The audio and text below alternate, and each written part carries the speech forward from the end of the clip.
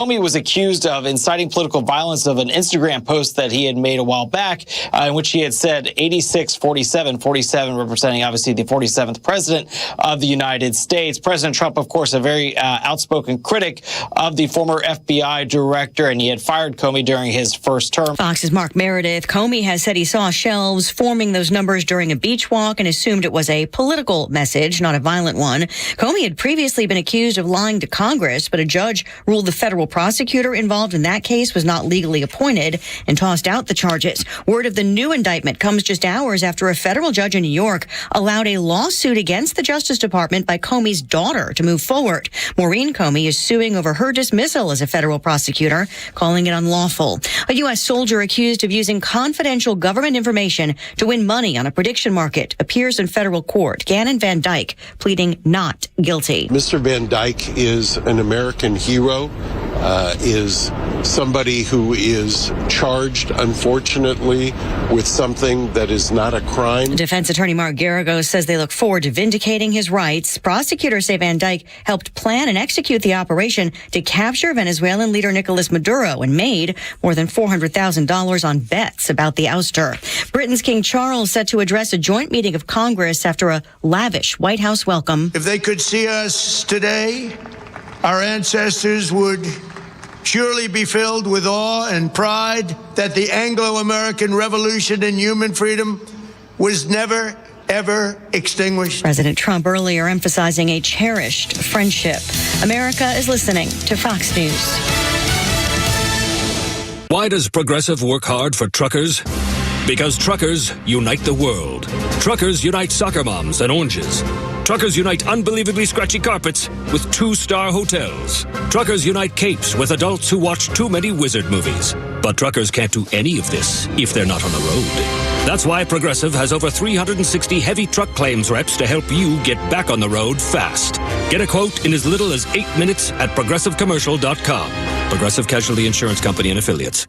Wesley Financial Group is not a law firm, and Chuck McDowell, definitely not an attorney. This is Chuck. If someone talked you into buying something really silly and you want to get out of that silly little thing, my advice, get the facts. Call me and I'll send you our timeshare exit kit absolutely free. Inside, you'll learn how timeshare works and all your options for cancellation. Call Wesley now for your free timeshare exit information kit. 800-809-7171. That's 800-809-7171. Look out. It's only me. It's only the Kimmel with Pete Davis. Pete Davis up and around. He's got the twilight of stars behind him and the mountains of Macon. It's incredible. And Flounder's here and Volcano's on the board. Yes, the man is kind of one day he's going to erupt. Volcano. Sorry, just we joke with Jeff. Jeff is it's been our board op for a while, and actually he's new and he's going to be training and doing other things, other shows, stuff like that. So while we're here, we're really, he's just a great guy, and he's an old radio guy, so he knows what's going on. But Jeff is a very kind of soft-spoken, very professional, extremely fastidious. Hell, he brings me water. He's very, very. He calls out the times and stuff we need to know. I mean, he's really very, very good at what he's very, very fastidious. But he's very kind of soft-spoken. You can tell Jeff comes from engineering and programming versus sales and marketing. Exactly. He's not like a like a rah-rah loudmouth like me. It's kind of deal. And so, in fact, Jeff, how you doing? Everything all right in there? Doing well. Everything's great. See what I mean? There you are. So I swear to God, one day he's going to go, you son of a bitch, and he's going to come in here. And so, he's now Volcano, because I know there's something bubbling under there. Anyway, Pete Davis, what's new? How you feeling? The mountains are making. Pete getting over a major aorta and other kinds of surgeries, and looking good, sounding good. People are reacting well, and looks like you're on the road. Anyway, from you, how you feeling? What's up? Feeling pretty good. Had a great morning. Power went out, which means I get to go outside and climb into the pump house and turn the well back on so I have water. And that's always fun to be dragging it. If that 2 weeks ago, I probably would have been stuck in there and couldn't get back out. My. So that was good. I caught a mouse this morning in my little electric guillotine mouse trap, so that was a good morning. I don't know about electric mouse traps. So it gets sent off from electrical charge or something, or what? Yeah, it's like a rectangle, and you put the peanuts in the back of it, and the mouse comes in, and the mouse doesn't come back out because somewhere in there it goes zzz, and so it shocks his him? ass. Oh, really? Oh, my God. So it's battery powered, Yeah. and you just take it outside and flick that mouse out, then reload the peanuts and put it back down. How the hell would it be a strong electrical shock that would kill a rodent? Good God. Batteries will do it. Batteries will kill a mouse. No kidding. What sets it off? Is there it must be a trip switch or something? It's a metal pad, and once that mouse touches the metal pad and another lowers metal pad, lowers it onto another. It's almost kind of like it. It's like the lead Ghostbuster trap. Remember in Ghostbusters where they throw the thing in there and it gets the ghost and it traps it and it comes back out? Oh wow! Oh, I had no idea. Last one several I caught years ago was the old-fashioned mouse trap. Little something peanut butter on the old thing, and they're messy. They hit your fingers. Well, no, actually, what happened was what I would do is I'd put down newspaper. And then I put the mousetrap on top of the newspaper and the peanut butter stuff and load it up. And then when I hear the pitter patter of little feet on the paper, and then whack like that, I just wrap it all up in the newspaper and throw it in the garbage. So This I just take outside, shake it, then come back in. Oh my! Yeah, leave it for the crows. Buzzards got to eat. I saw a bunch of those. But they're not. What are they called? They're not buzzards. Turkey buzzards. Turkey buzzards. Yeah. And I saw like 9 of them just eating the crap out of a cat or something on the way to the. Oh God! That poor thing. I think it was like a woodchuck or something on the side of the road. And they're just going. Anyway, that's a great way to start the show. I'm so sorry. Yes. Nice and graphic. Anyway, listen, it's Tuesday, and by the way, I don't talk to you about the pump things. It was so stormy. In fact, my car needs service, and my buddy said Schottenkirk, they come and get my car and leave me alone. And and Scott called this morning and said there's so much of a problem up here. Traffic's a nightmare. Everything's shut down. The storm that went through has just been brutal. But it looks pretty clear now. It looks like the game's probably on because right now it's just cooler and partly cloudy. So, and Braves are supposed to play tonight with the Detroit Tigers, as I recall. So anyway, we got a lot of breaking stories, new breaking stories, including the latest on that traitor to his country, Jim Comey. Oh God, I'll tell you what. The Killer King is in the Capitol, addressing Congress. Shall we go to the King? Let's go live to the King. The King, just for a minute. You don't want to do that? Let's for a minute. To the joint session of Congress. We'll go from. It says, "Hello, you colonialists." Been given to his mother in 1991. I understand that Donald Trump gave him a signed edition of the Declaration of Independence. King Charles is a traitor to his country. He's a traitor to his country? And his people and his church. Yeah. And he's responsible for killing Princess Diana. Oh, well, and she's a freaking homewrecker. I mean, what a disgrace. Cheating on his wife forever. Every day forever. Since they were married. I wouldn't be standing up applauding this a-hole. No. No way, in shape or form. Sorry. Yeah, I don't... He's a piece of crap. Hello, yes, I'm here, yes. That's my queen there, wearing white. Yes, it is funny, isn't it? Yes. Limey loser. Wait, we don't... Should we come back? The hell with No, this. screw that. I'm sorry. Thanks, Volcano. Don't worry about it, man. Anyway. Not Firecracker or Firestorm or... Firecracker might come. M80. Call him M80. Cherry Bomb. Cherry Bomb. Well, Cherry Bomb.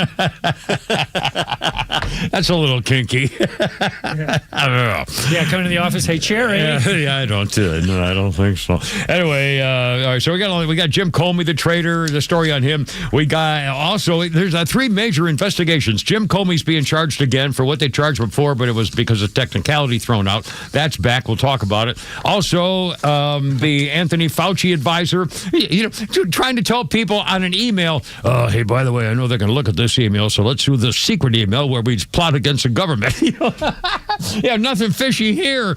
I mean, what an idiot. Anyway, so we got that going for us. And also the Equality Leering Center, as you'll recall, for the Minnesota ice pirate freaking Somalians that have taken over the state with billions of dollars of freaking fraud. Oh, also, if you didn't hear the combative debate between Lee Zeldin and that purple-haired suspected witch in Congress at the congressional hearing, holy smokes, we're going to play it for you, and a whole bunch of other things too. All right, Volcano, just for a second, let's go back to the Killer King, just for like 20, so we'll see what's going on. Here we go. Oh, they're standing up again. Oh, why are they showing Democrats standing up for him? Because they're standing for a real king. Oh, my. Yeah. How about what happened to No Kings? Why aren't they holding signs, No Kings? You know, there are No Kings protests where they shut down America on weekends or tried to. Where's the sign? Name me one thing he's done he gets cheered for. Here we go. For all of that time, our destinies as nations have been interlinked. As Oscar Wilde said, we have really everything in common with America nowadays. All right, I'm sorry. I'm sorry. It's God. Please. Well, whatever. I mean, these Democrats who hate the British for everything, the colonialism and the slavery and all that stuff, are bringing it over here and starting all that crap that made the world what it is. Yeah. But they're sitting there applauding a guy that's the representative of that. Yeah, I know. Hypocrites. Yeah. By the way, also coming up, and this will be fun, Flounder found this, we're going to talk more about Jimmy Kimmel, and we'll talk about their reaction to it. And by the way, the irony that Jimmy Kimmel's show last night was actually censored by ABC for part of it. And yet they're complaining that Trump wants to, as though Jimmy Kimmel's broken the law. Nobody said what he did is against the law. What they're saying is he ought to be taken off because he sucks. He's horrible and nasty and rotten. If Jimmy Kimmel wanted to do a show segment where he had a contest to see how fast he could get people to throw up into a bucket, he has the right to do it. But that doesn't mean I don't have the right to say, oh, my God, you should take that off the air. Not because it's illegal, because it's bad. I mean, there's a big freaking difference. Oh, he's trying to censor Jimmy Kimmel. Yeah, because he sucks. Not because it's illegal. Nobody's saying that, you freaking lying bastards. All right, now I'm going to start with this. God. Hey, you're gonna, I forgot to close the thing here. Flounder found comments from Johnny Carson 50 years ago or whatever. What would you say? 81. 81. So 45 years ago or whatever, concerning after Ronald Reagan got shot and how a joke could be told without offending anybody. We'll get to that first. First of all, Pete, you'll like this too. Email here from a guy named Ben. And it says, Kimmer, we met at the Rally for America in Centennial Park when Glenn Beck came to town. You remember that? Wow. That was March of 2003. Yeah. 23 years ago. He said, we were handing out American flags to the crowd and came upon the CNN reporter and camera dude. I shoved flags at them, and they recoiled like vampires seeing the cross. He said, you and Pete were instrumental in helping me get through the 9/11 disaster. Take that how you want. I left Atlanta after you got canned and lost track of your radio feed. Finally picked you up again last week from here in Nashville. Perfect time slot for my radio listening. You and Pete sound great on the air, but you do look like crap on the website. I've been telling you, I'm a freaking science project. I'm a lab experiment, okay? It's not my fault. I'm freaking 80. I'm a little slack for the camera. Anyway, he says, you might want to try some AI. We should do that. Can they do that? Yes. Can they put in like an AI thing on my Kimmer Show Facebook, Kimmer Show, either one. On the website? On your website. In other words, now right now, the YouTubers can see us, right? Yes. Okay. So in other words, is there a way to make me look better, like a real fakey kind of thing, or probably not? I don't know if YouTube has filters. Okay. Anyways.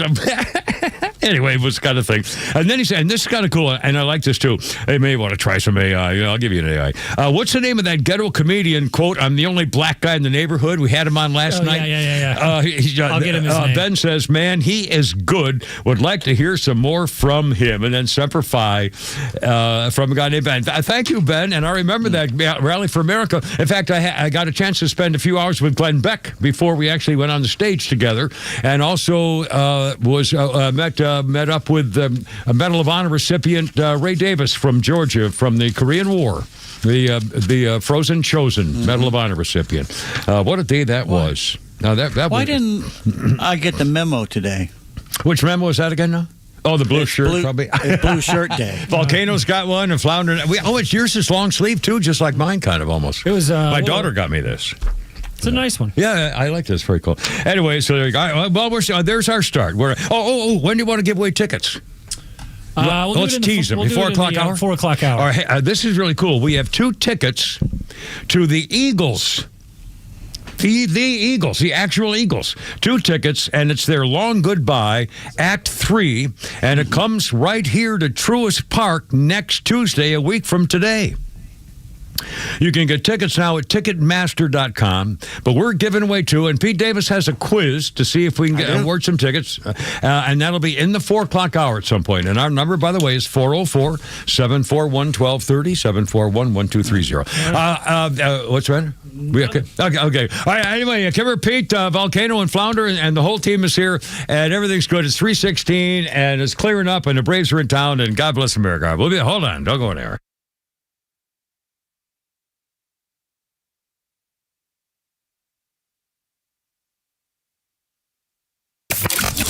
Start your day with Tug and Los on the Morning Extra from 6 to 10. Then it's Glenn Beck, Clay and Buck at noon, and the Kimmer Show on your ride home from 3 to 6. And hang out every night for Jesse Kelly at 6 and Jimmy Fela at 9. And stream it all live in crystal clear HD on the Extra 106.3 app. Jaron Solomon here, and if you want to absolutely win Mother's Day, listen up. Now through May 10th, when you make a purchase at Solomon Brothers Jewelers, you can receive a free Big Green Egg grill with qualifying purchase. And this year, for all of you out there who have taken us up on this offer before, you also have the option of a brand new Traeger. You give mom something timeless, and you get the grill everybody wants. Visit Solomon Brothers Jewelers or book your appointment at SolomonBrothers.com. Is your phone really more important than someone's life? When you take your eyes off the road, you're not just putting your life in danger. In fact, 2 out of 3 people killed in distracted driving crashes in Georgia were not the distracted driver. It could have been a family, a college student, a little girl. So when you're tempted to scroll, don't pick up. Think heads up. You never know whose life you could save. Sponsored by the Governor's Office of Highway Safety. Great, another auto repair. You took it to the dealer and now you're starting to panic. They say it's going to cost thousands and take weeks to complete. So don't fall for the tricks. Take it to Vicks. From simple oil changes and tires to transmission replacements and collision repair, you can count on Vicks Auto Care for honest, affordable service. Vicks Auto Care on Roswell Street in Marietta. Visit them today at VicksAutoCare.com. That's VIKS Autocare.com. Here today with Evan Ward, host of North Georgia's Retirement Game Plan. And Evan, we're told to enjoy retirement, but frugal investors often worry about overspending and running out of money. So when it comes to your clients, how can you help ease some of those worries? Well, it starts with income planning. And, here's one of the most common mistakes. It's almost every single person when we first meet with them, they have no income plan. Mm-hmm. They have a thought, they have a hope, they have hey, if we make enough money, we'll be able, hopefully, to make this money last, but there's no plan. And so we build comprehensive income plan that we know this is how we're exactly going to pay your bills in retirement, and more so because, look, retiring isn't about, well, I've got enough to survive. It's about enjoying life. You didn't work 30, 40 years of your life to get by in retirement. You did it to enjoy the things that you've always wanted to do. And so we're going to build a second component that covers that quality of life, that every month, every year, regardless of what's happening with the market, regardless of what's happening in your life, this money's coming in like clockwork, and you never have to worry about it. You never have to stress about it. You're going to be able to keep the lights on and enjoy the kind of lifestyle that you're looking for. The name of the show is North Georgia's Retirement Game Plan. And Evan, you say it all the time on the show, a play is not a plan. You've got to have that comprehensive game plan when it comes to your retirement. You've got to. It's the only way to, 1, make sure it's going to work, and 2, make sure it's going to work efficiently. If you'd like to schedule that complimentary retirement income review, call Evan Ward and his team with Atlas Retirement. That number is 678 678-736-7799. Again, it's 678-736-7799. Or you can always reach them at the website. It's atlasretirement.net. That's atlasretirement.net. Investment advisory products and services made available through Impact Partnership Wealth, LLC, IPW, a registered investment advisor.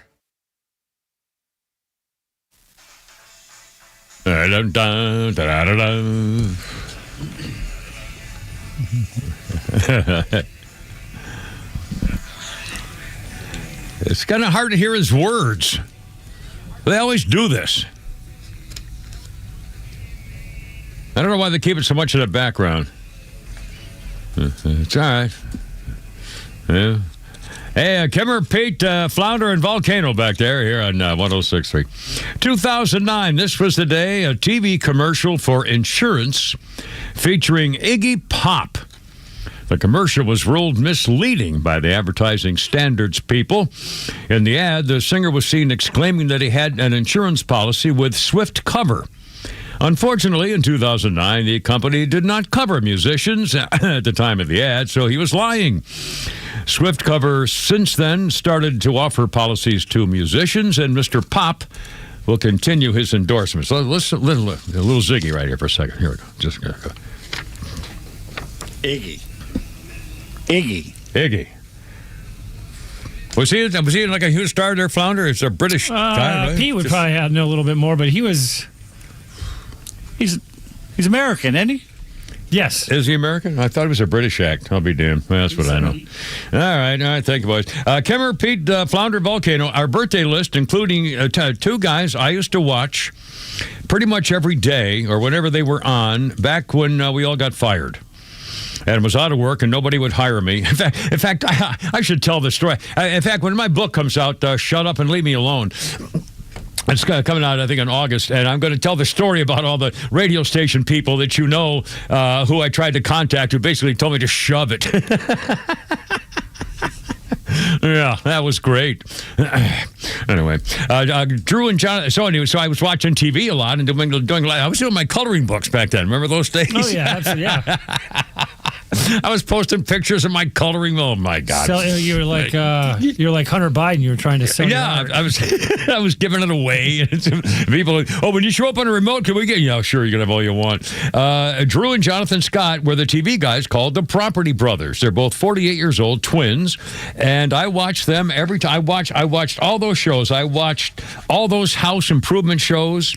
Every stinking one of them. Love it or leave it, or sell it or dump it, or whatever those things are, and the Property Brothers, and all the 3 or 4 different rehab makeover things, and every single episode on every single show, they always wanted an open floor plan. I think, oh my God, remember those days? Holy cow! Anyway, that's the Property Brothers are 48 years old. Drew and Scott, I think it was. Did I say Drew and Jonathan Scott? Their last names. And our history. Oh, let's say in history, this was a bad from Bel Duce. Sorry, buddy. This day in 1945, Benito Mussolini and his mistress, Clara Petracci, are caught by Italian partisans while they tried to flee to Switzerland. The 61-year-old deposed former dictator of Italy, established by German allies, the figurehead of the puppet government in northern Italy, German occupation at the close of the war. The allies fought their way to the Italian peninsula, and that's where Robert Dole was shot in the arm, shot up by a machine gun. Anyway, fought their way to the Italian peninsula. They defeated the Axis powers, all but certain. Mussolini considered his options, not wanting to fall into the hands of either the British or the Americans, and knowing the communist partisans who had been fighting the remnants of roving Italian fascist soldiers in the north would try him as a war criminal too. He has settled on an escape plan to a neutral country. Mussolini and his mistress made it to the Swiss border. Only to discover that the guards had crossed over to the partisan side. Knowing that they would not let him pass, Mussolini can you imagine? He knows he's going to get caught and executed with his mistress. So he says, "Oh my God, the border guards have changed. We'll never make it across. I know. Let's try this." Can you imagine going through his mind saying, "What do we do now? What do we do now?" Oh, I got an idea. He tried to disguise himself in a Luftwaffe coat and helmet, hoping to slip slip into Austria with some German soldiers all around him. It's kind of like the Great Escape and the guys in the hay bins in the trucks or something. His subterfuge proved incompetent. He and Petracci were discovered by the partisans and shot dead right there. Their bodies were transported by truck to Milan, back to Italy, where they were hanged upside down and displayed publicly for the revilement of the masses. There's photos. You can see the photos. Yeah, you can still see them. Oh, man. But you imagine what's going on. I know, Hubbard. I don't know why I find that so funny. I mean, but I just think, anyway, I'm sorry. I'm having little flashbacks here. Kimmer, Pete, and Flounder and the volcanoes over there. Everybody's happy. Everybody's happy. By the way, Mark says, tell Kim there's no way to make him look worse. That's very funny. Just for that, I swear to God, if I remember, I'm going to go home and dig up some pictures of me when I wasn't quite so hideous and post a couple of those babies up there. I mean, you know what? Hell. Oh, I don't have it on me. Days? I've got... I got nothing. It's over. You and your onk. Yeah, in fact, I do have a picture from the 70s. I do.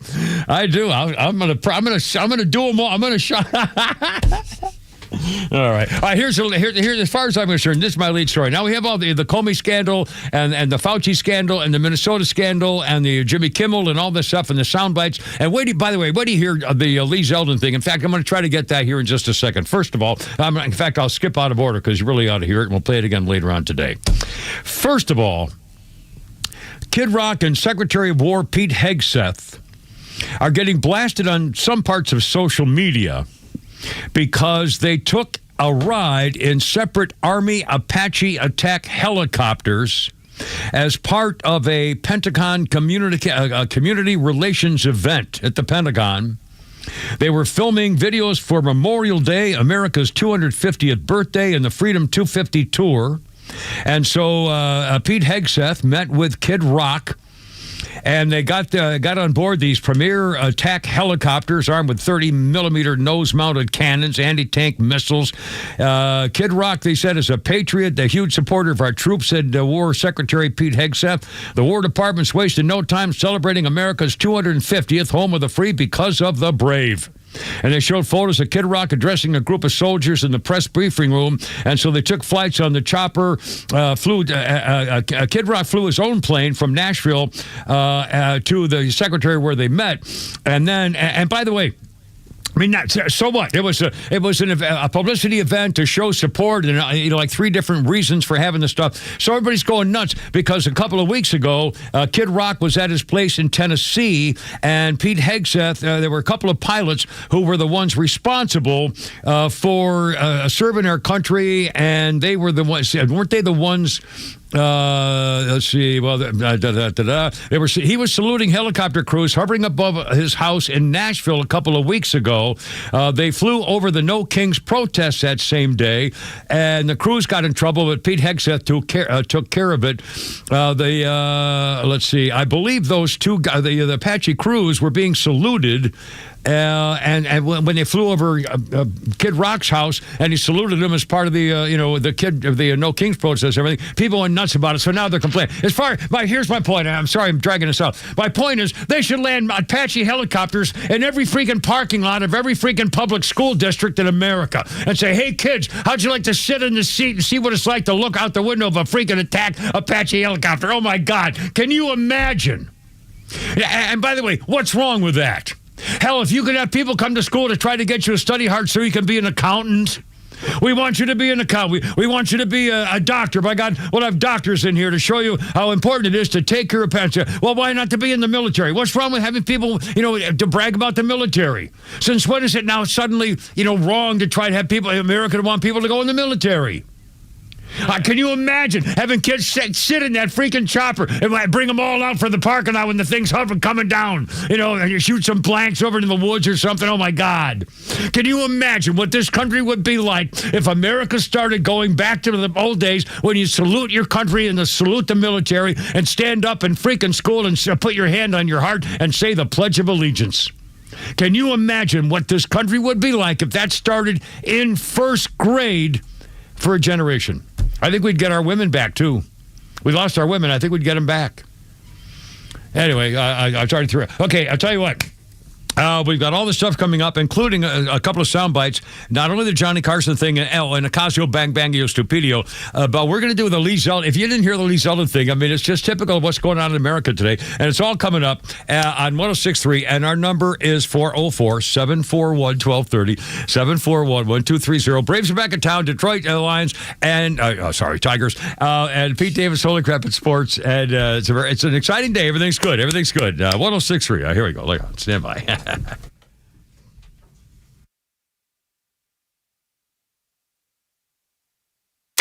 Fighting the communists with truth every day on the only conservative news and talk station in Atlanta. Extra 106.3 FM and the Extra app.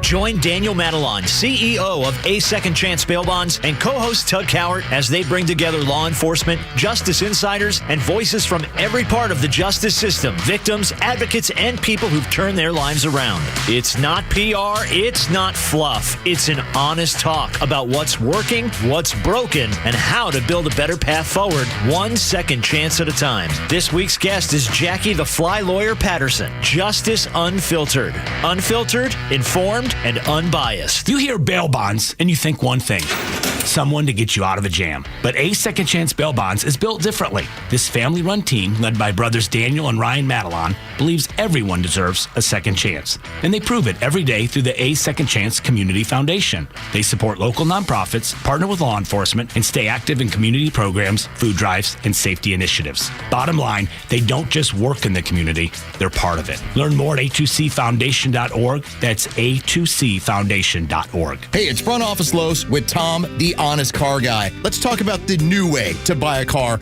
in 2026. Tell me how you can save clients thousands of dollars in this process. I got a customer here, Jeff Everhart. I met him today first time because I delivered his 25 model Honda Pilot, fully loaded with only 16,000 miles on it. Jeff, answer Los's question about that one. It was actually shocking. I mean, you hear the advertisements, you want to believe it, and then when you go through with the sale, and there's no extras, there's no dock fees, there's no storage fees, no transportation fees. The price I was given was the price that I paid plus their honest fee. I did save thousands of dollars, and it was a very quick sale. Well, we appreciate that. And did it from my living room. Did it from your living room. Friends, if you're in the market for a pre-owned car, truck, or SUV, get an honest car buy from the Honest Car Guy. You pay what we pay, plus an honest fee, and we back that up by giving you the bill of sale. That's our transparency guarantee. Call 844-SHOW-ME-1. That's 844-SHOW-ME, the number 1, or visit honestcarguy.com. In a time when everything feels political, one place must rise above it all: the courtroom, where the law rules and integrity matters. In 2020, Georgians came together, electing a justice who believes in protecting our courts. I'm Georgia Supreme Court Justice Sarah Warren, and here's what I believe. I believe in the rule of law, the separation of powers, and a judge's limited role to interpret the law as written. I believe in a nonpartisan judiciary, impartial judges who don't advocate for political positions or outcomes. I believe in deciding cases without bias or favor, treating everyone with dignity and respect. As a justice on your Supreme Court, I've upheld these values. With your support, we'll maintain the integrity of our courts. Vote to re-elect Justice Sarah Warren. Vote early starting April 27th or on Election Day, May 19th. Paid for by Georgians for Justice Warren, Inc. Patrick was way behind on his IRS taxes. I was in way over my head. The total amount ended up being somewhere just over $30,000. $30,000. Then the IRS came to collect. Started getting letter after letter. A lien had been filed against me. They were going to basically hang me completely out to dry. He had to do something. That's when I reached out to Optima Tax Relief. Patrick's life quickly got a lot easier. It was very easy, pretty much hands off. They picked up the ball and ran with it. And how'd it go? I couldn't believe it. I had to ask 2 or 3 times. I saved an incredible amount of money. How does Patrick feel about Optima? Couldn't be happier. They definitely helped me. Optima Tax Relief, the best place to call. They're the best in the business. Do what Patrick did and call Optima Tax Relief for a free consultation. Call 800-343-6460. 800-343-6460. 800-343-6460. Optima Tax Relief. Testimonial from an actual client. Some restrictions apply. For complete details, please visit OptimaTaxRelief.com. The Morning Extra, every weekday on your drive to work. There isn't one state, and there's not one demographic. It doesn't matter if you're black, Hispanic, white, Asian. Every single demographic thinks that the Save America Act is a good thing. Every single state, even the liberal states, thinks the Save America Act is a good thing. So let's not pretend like it's not a very good thing for America and a very popular thing for America. So that what they're really fighting on is just like they did with transgenders, just like they did with men competing in women's sports, just like they've done with so many things in education, energy, the unpopular things that once again make them the king of the ashes. Atlanta's only conservative news and talk station is Extra 106.3 FM and the Extra 106.3 app.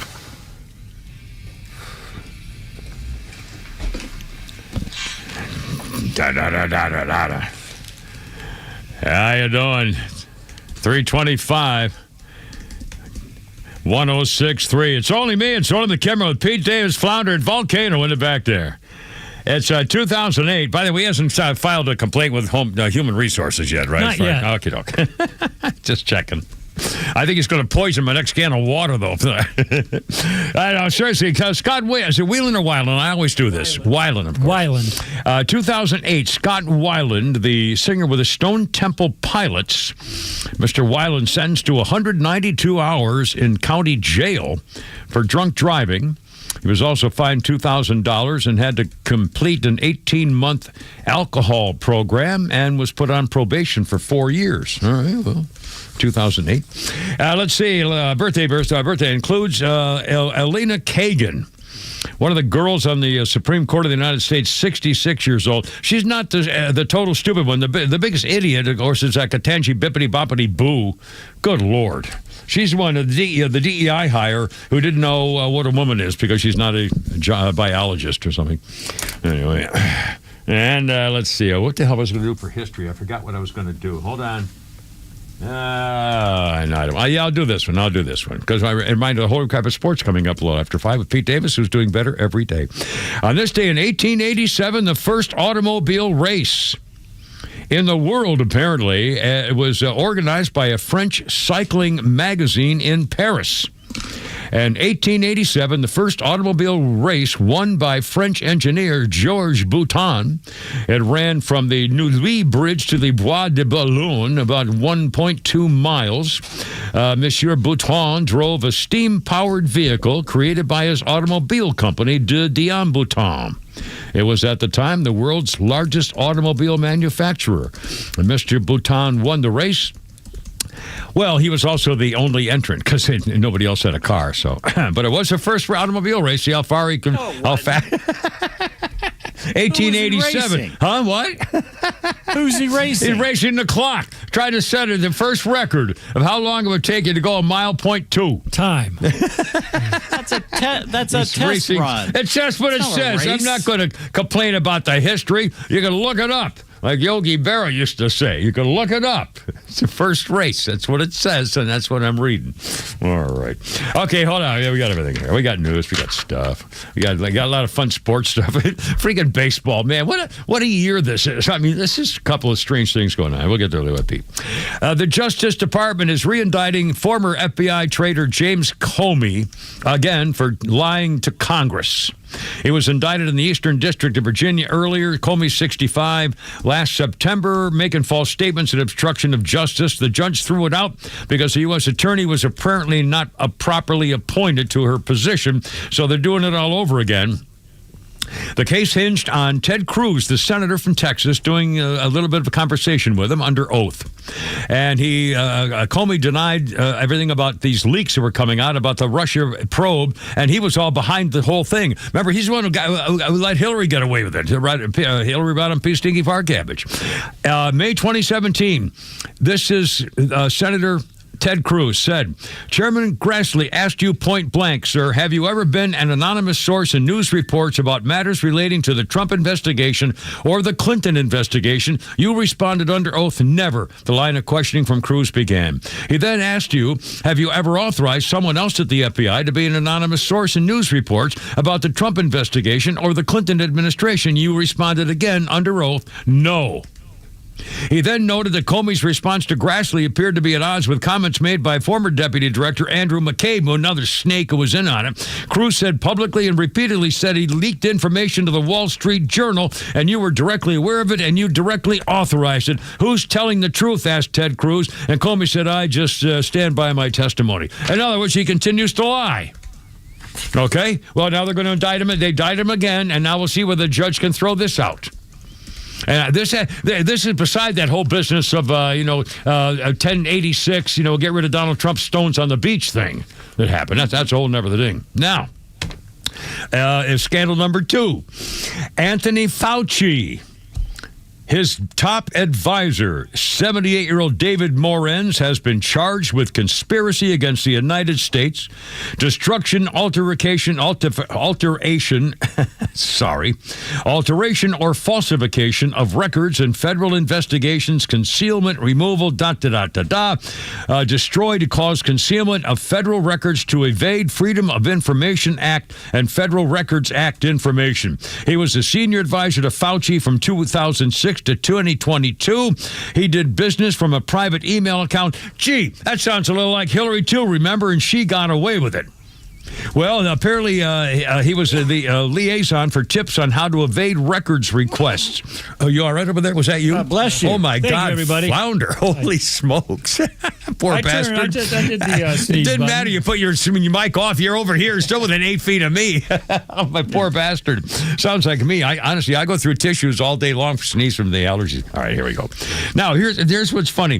This guy got caught emailing the following, as though he's kind of trying to be cagey. He emailed to Tony Fauci and all these guys. There's no worry about the freedom of information. I can either send stuff to Tony on his private email or hand it to him at work or at his house. He's too smart to let colleagues send him stuff that could cause trouble. Unquote. Whoa, really? Wow. Golly, that's kind of a ding, ding, ding. How about this? He said, hey, I learned from our lady over there how to make emails disappear after I'm told that before the search starts. Plus, I deleted most of those earlier emails after sending them to Gmail. I said, we should always communicate on Gmail because my email at NIH is known by Freedom of Information constantly, and I need to delete anything I don't want to have to see in the New York Times. I mean, he's describing how he should start using secret emails to hide something. Oh, my God. Well, sir, Judge, I think we're ready to reveal our verdict. Holy crap. He, of course, oversaw the grant to NIH. And here we go again with the nonprofits, these NGO things. A nonprofit Manhattan-based company called Eco Health Alliance ended up funneling U.S. taxpayer dollars to the Wuhan Institute of Virology for bat coronavirus research. And he hid the information, he hid the link, and he did it for Fauci so they could communicate in private and not get caught. That's, again, the swamp. These are the same people who said, 6-foot circles, got to take the poison. One more scandal, then we'll go to hear from our testimony in Congress, Lee Zeldin. The Quality Leering Center. Remember that? Remember in Minnesota, some of those ice pirate Somalian crooks were under the, the aegis of the Minnesota governor, False Walsh, and Omar Ely and all those people up there. The FBI has raided 22 spots involving child care in Minnesota today as a raid focused not on immigration but prominent businesses in the Somali American community. A fraud investigation. They included the place called the Quality Leering Center. They misspelled learning. Remember that one? The guy with the cell phone standing. What's his name? Victor America. I can't remember his name. And he was outside the thing with his phone. The Quality Leering Center. I got your quality leer right here. Donald Trump announced a war on fraud, and again, who's leading the task force is Vice President J.D. Vance. Notice how all of a sudden things are getting done. They were fleecing taxpayers. They already got 7 guys for $14 million, and they're already been in charge. One guy, 65 people have been charged stealing $250 million. The Trump administration believes that Minnesota alone stole up to $19 billion of taxpayer money because of Somalian fraud and in cahoots with the politicians in Minnesota. Could be the biggest fraud that's ever happened in the world. All right, now, cut number 1 here coming up there, Volcano. EPA Chief Lee Zeldin The EPA administrator in a congressional hearing with a congressional Democrat, that freak suspected witch, Congresswoman Rosa DeLauro, the one with the purple hair. She's a freak, and she has that purple hair, and she was a ranking member of the House Appropriations Committee, and arguing that Lee Zeldin sounds like he's so much opposed to climate change that it's like a denier's manifesto when he's trying to, and he says, I'm just trying to protect Americans, and she says, you're trying to stop climate change. Anyway, listen to how this went, and how we're relying on information from our congressional candidates and representatives in Congress to try to give us a straight scoop. What an idiot. Cut number one. When climate change is flooding our streets, poisoning our air, driving up health care and disaster costs, how can the EPA justify abandoning that duty to protect Americans to appease polluters under the false flag of economic growth? Following the law, Section 202 of the Clean Air Act, where does it say anything about fighting global climate change? Loper Bright, Supreme Court case. You familiar with it? No, I maybe others are not, but let me ask. But that's really important. As a member of Congress, Loper Bright says that we, as an agency, don't have the authority to get creative. If Section 202 of the Clean Air Act, no, but you don't have. Excuse me, you do not have the right to say climate change does not exist, that it's a hoax, and that's where this administration. He doesn't have the right to say what Loper Bright is. Do you know what the major policies doctrine is? I'm upset because. You know what the major policies doctrine is? You know what, let me just. You're a member of Congress. You should know. Well, you have moved from someone who defended the environment. I'm very defensive about not knowing the two biggest landmark Supreme Court cases of the last year with regards to your question. You are very defensive about changing your policy and your positions with regard to the environment. Okay. Now, you just tell me. Do you want me to tell you what the two biggest Supreme Court cases are of the last few years? This is what I want you Michigan to tell versus me. EPA. Whoa. West Virginia versus EPA. You know, you're here because you need money from us. So halt for the second and wait for the questions and answer the question. Well, I answered your question, and you didn't like my answer because you don't know what Loper Bright is, because you don't know what the major policies doctrine is, because you're asking me about Section 202 of the Clean Air Act, and you don't read it. You don't know what it says. Listen, and what you want to do is to deny. I actually read the law. I do my homework. Really? You're just somebody who likes to have the microphone on. You know what I have to do? Boom. I read the law. I read the Supreme Court cases. And I would say no. What you should do for your constituents is actually read statute. The budget is at real risk. Read your Supreme Court. This is the Appropriations Committee. Oh, you care about science? Now you're threatening to defund it? Oh my God! No, you don't fund because science. You don't know what Loper Bright is. Because you don't know what the major policies doctrine is. Your message to our folks at the EPA is that you want to defund us. Listen to this BS. Shots fired. Made up these cases? One out of 12. See the way. I made up Loper Bright. I made up West Virginia versus EPA. I made up Michigan versus EPA. She said he made it up. She said she was making it up. Those are Supreme Court cases. Unbelievable. She makes laws that we have to live under. That's right. That's that purple-haired freak, Representative Rosa DeLauro from Connecticut. Democrat, obviously. Anyway, 348, here we go, 106.3. How are you? Beautiful day. Tuesday is clearing up for Braves tonight with the Detroit Tigers. All right, look out. There you go. You got it. Yeah, I got it right this time. 1 out of 2.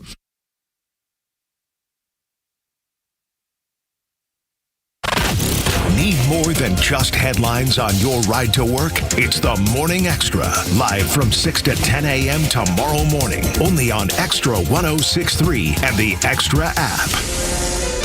It's everyone's favorite time of the year, May in the A. The Braves have 3 exciting matchups during the month, including the Cubs, Red Sox, and Nationals. Don't miss a moment at Truist Park, including some unbeatable deals during select games, like $15 tickets, $10 parking, $3 Miller High Lifes, $2 ice cream sandwiches, and daily deals at the Atlanta Braves Clubhouse store. And along with the great deals comes great fun. Fans can look forward to 5 must-have gate giveaways like the Hawaiian shirt, straw cowboy hat presented by Visit Sarasota, and more. Plus, don't forget to arrive early on select games to participate in pregame parades and player high fives, block parties in the Battery Atlanta, kids club activities in Children's Healthcare of Atlanta Park, and so much more. Visit Braves.com/May in the A to check out the details and purchase your tickets. Atlanta Braves Baseball. We are Braves Country. One of the hardest things to do is to walk away from a paycheck. As retirement planners, Masterplan knows how hard it can be to pull the trigger on your own retirement. Don't go it alone. Masterplan is a holistic retirement planning firm that works with you to create a retirement plan to help maximize your golden years. Through income planning and money management, legacy planning, and tax planning, we create a plan specifically designed for your life. Enter retirement with confidence. Contact Masterplan to analyze your retirement outlook and create a plan that's right for you. All initial consultations are complimentary, so contact us today and begin your pursuit towards peace of mind. Visit masterplanretire.com. Masterplan Retirement Consultants. Plan well and prosper. Advisory services offered through Masterplan Retirement Consultants Inc., a registered investment advisory in the state of Georgia. Insurance, tax, and commodity services offered through Fricks & Associates Inc., DBA Masterplan Retirement Consulting. The aforementioned are affiliated companies. Why does Progressive work hard for truckers? Because truckers unite the world. Truckers unite soccer moms and oranges. Truckers unite unbelievably scratchy carpets with 2-star hotels. Truckers unite capes with adults who watch too many wizard movies. But truckers can't do any of this if they're not on the road. That's why Progressive has over 360 heavy truck claims reps to help you get back on the road fast. Get a quote in as little as 8 minutes at progressivecommercial.com. Progressive Casualty Insurance Company and Affiliates. The Democrats, if you're a conservative, they're not your friend. They don't like you. The establishment Republicans hate you. They can't stand you. They can't imagine how they have to deal with the conservatives to get stuff done. They're grossed out by it. In fact, they might hate you more than Democrats do. The Morning Extra, 6 to 10 a.m. on Extra 106.3 and the Extra app.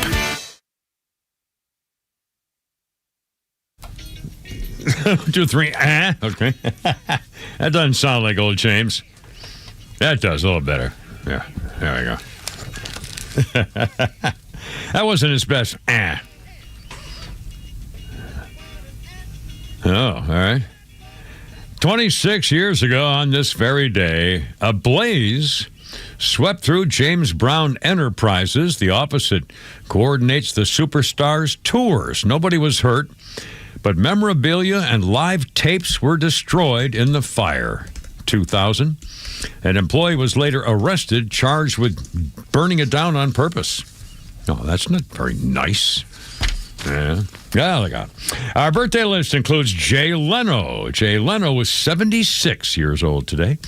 And I guess he's still, is his wife still doing okay? I've kind of forgotten. And she in kind of a bad way, I think. And he's trying taking care of her. I think she's in really bad shape. Jay Leno, and again, you think of Jay Leno when you think not only the big jaw thing, but you think of what his style of television was and so forth, and how it's different today. In fact, we're going to talk about the Kimmel thing, and you're also going to hear from another famous late night host to kind of show you the difference in the two here, for that matter. And on this day in history, it was, it was on this day, hold on a second, here we go. Crap. It was on this day, here we go, 1993, the first Take Our Daughters to Work Day. It was promoted by the New York-based Ms. Foundation, and it was held in an attempt to boost the self-esteem of girls by having them visit a parent's place of work. This was 93. It was later expanded to include sons. Take your kids to work day.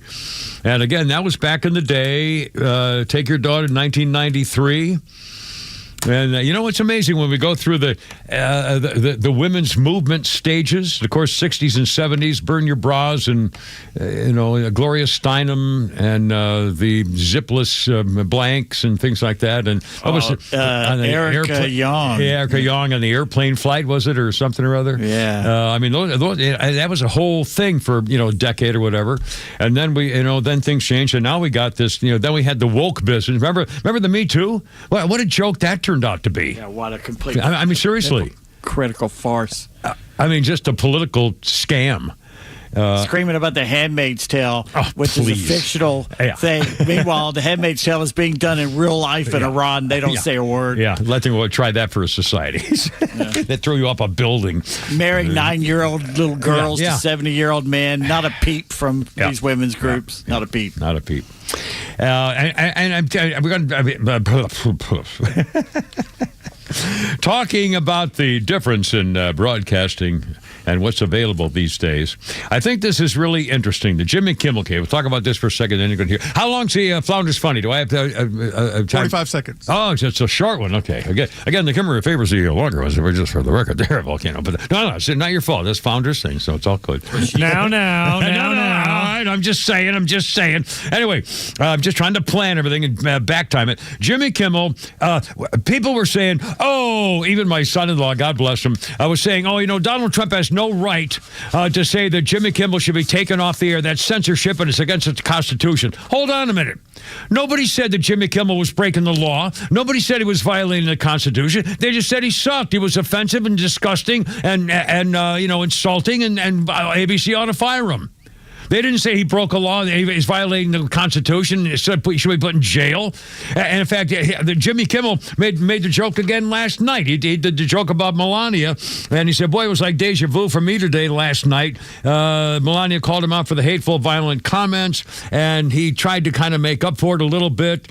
He said it was a pretend roast, and he wanted to emphasize that he called Melania one of her stressful weekends, and he may now go pro ballroom for her, stuff like that, But then, the guy Oz, the mentalist, who was going to be the star guest, he said, I'm not going on your show.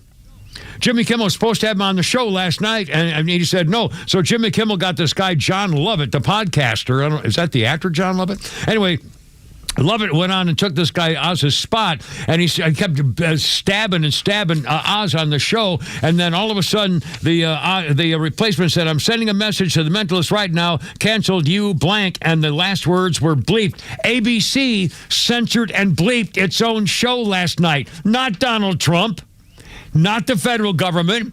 ABC did it. I mean, that's the point. ABC realized, oh, God, that's not good. But it was them doing it, which is the way it should be. Anyway, I mean, these freaking phonies. It just, I don't know if we ever got the soundbite. Didn't Jimmy Kimmel say something totally different about Roseanne Barr? Did you ever find that about Jimmy Kimmel? We didn't find it? It was all fake?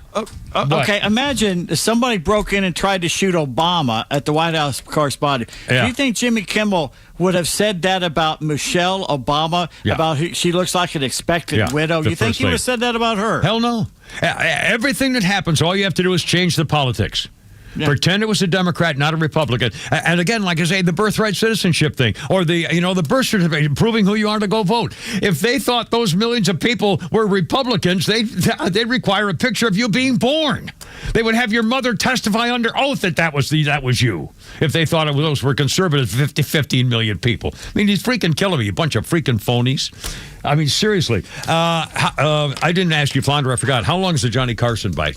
Probably not too long to play it here. It's about 2 minutes. Yeah, okay. All right, we're going to, after the 4 o'clock news, we're going to play the Johnny Carson soundbite for you to show you again that I think we probably already, well, there may be people who don't know this. When did Johnny Carson quit? 20 years ago?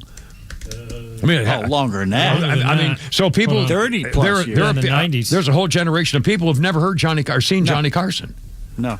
Well, you're about to hear. It was after Ronald Reagan got shot in the '81 Oscars, and Johnny Carson was on the Oscars ceremony, and he made a joke. 92 is when he retired. Okay, well, there you are. I mean, it's 34 a whole generation years or whatever. Yeah. And you'll hear, if you haven't heard Johnny Carson, you'll hear about how. I'm going to show you what the freaking difference is, which is pretty astounding. Also, our teachers, and more reaction to the business about how the would-be assassin missed, and also a couple of questions about how he was taken down. It turns out he was he tripped himself. He fell down, and that's how they caught him. In other words, if he had kept running, God knows he could have made it to the door of the ballroom. And they fired 5 shots and missed. That would have been like John Wilkes Booth managing to escape the theater for a few days. And get away, yeah.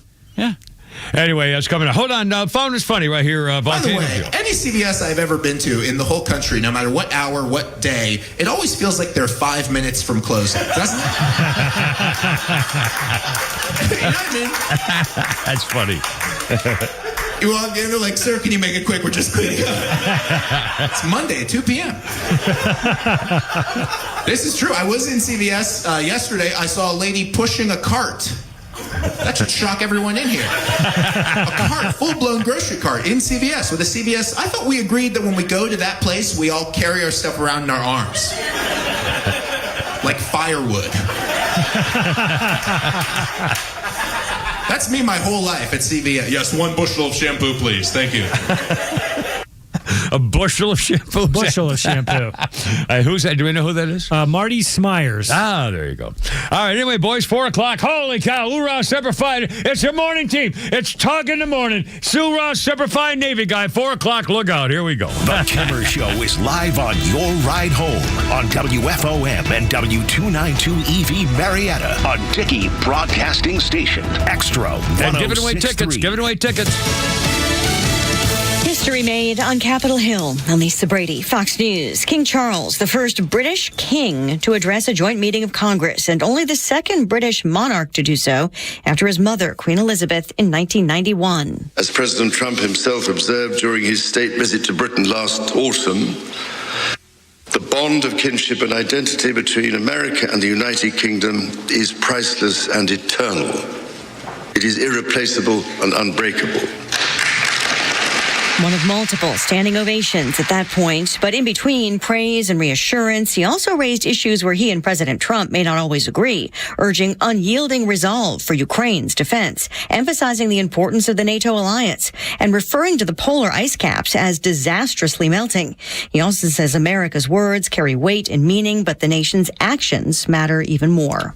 And so to the United States of America, on your 250th birthday, let our two countries rededicate ourselves to each other in the selfless service of our peoples and of all the peoples of the world. King Charles and Queen Camilla are scheduled to attend a state banquet tonight following a White House welcome earlier, where President Trump also reinforced the bonds between the U.S. and UK, despite his recent rifts with the British Prime Minister, especially during the conflict with Iran. Former FBI Director James Comey indicted again, this time in connection with a social media post showing 8647 written in seashells. Critics to that post immediately pointed out that 86, at least in the restaurant world, means to get rid of or to kill something from a menu, 47 meaning the 47th president of the United States. Fox's David Spun. Comey did speak with investigators at the time. No details yet on charges. A previous unrelated indictment was tossed out by a judge.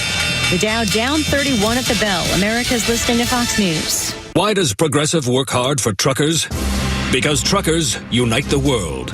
Truckers unite soccer moms and oranges.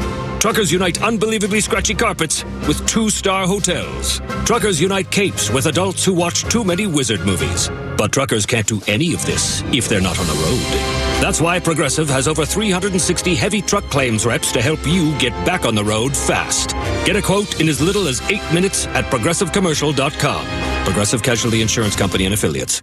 Wesley Financial Group is not a law firm, and Chuck McDowell, definitely not an attorney. This is Chuck. If someone talked you into buying something really silly and you want to get out of that silly little thing, my advice, get the facts. Call me and I'll send you our timeshare exit kit absolutely free. Inside, you'll learn how timeshare works and all your options for cancellation. Call Wesley now for your free timeshare exit information kit. 800-809-7171. That's 800-809-7171.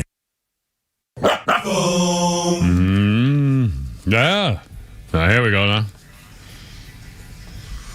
1999 again.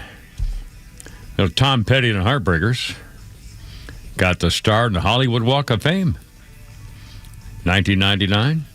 Ceremony took place a week after the release of the Heartbreakers album Echo.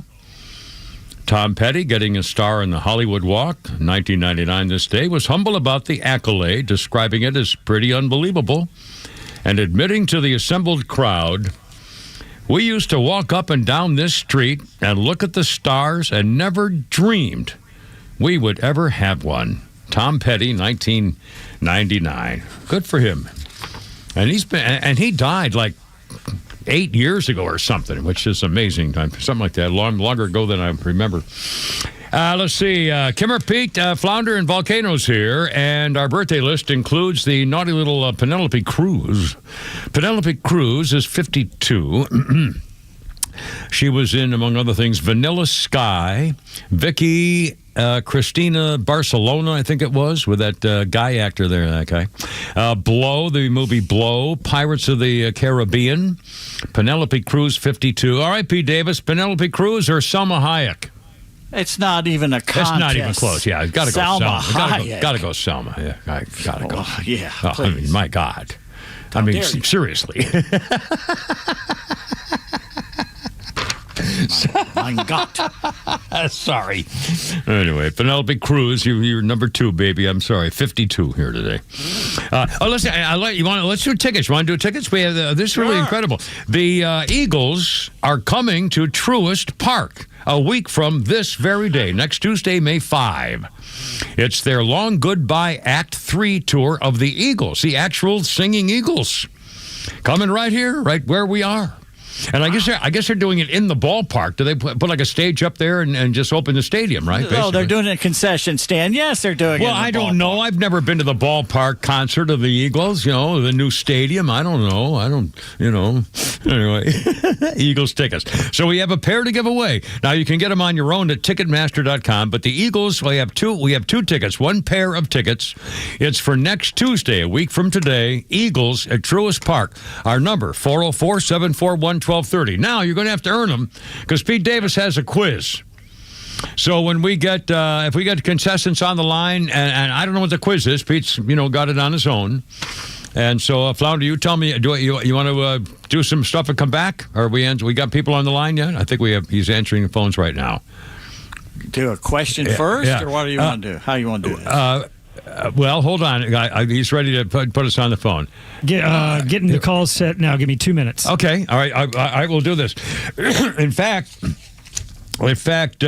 well, I'll tell you what. In fact, let's do this.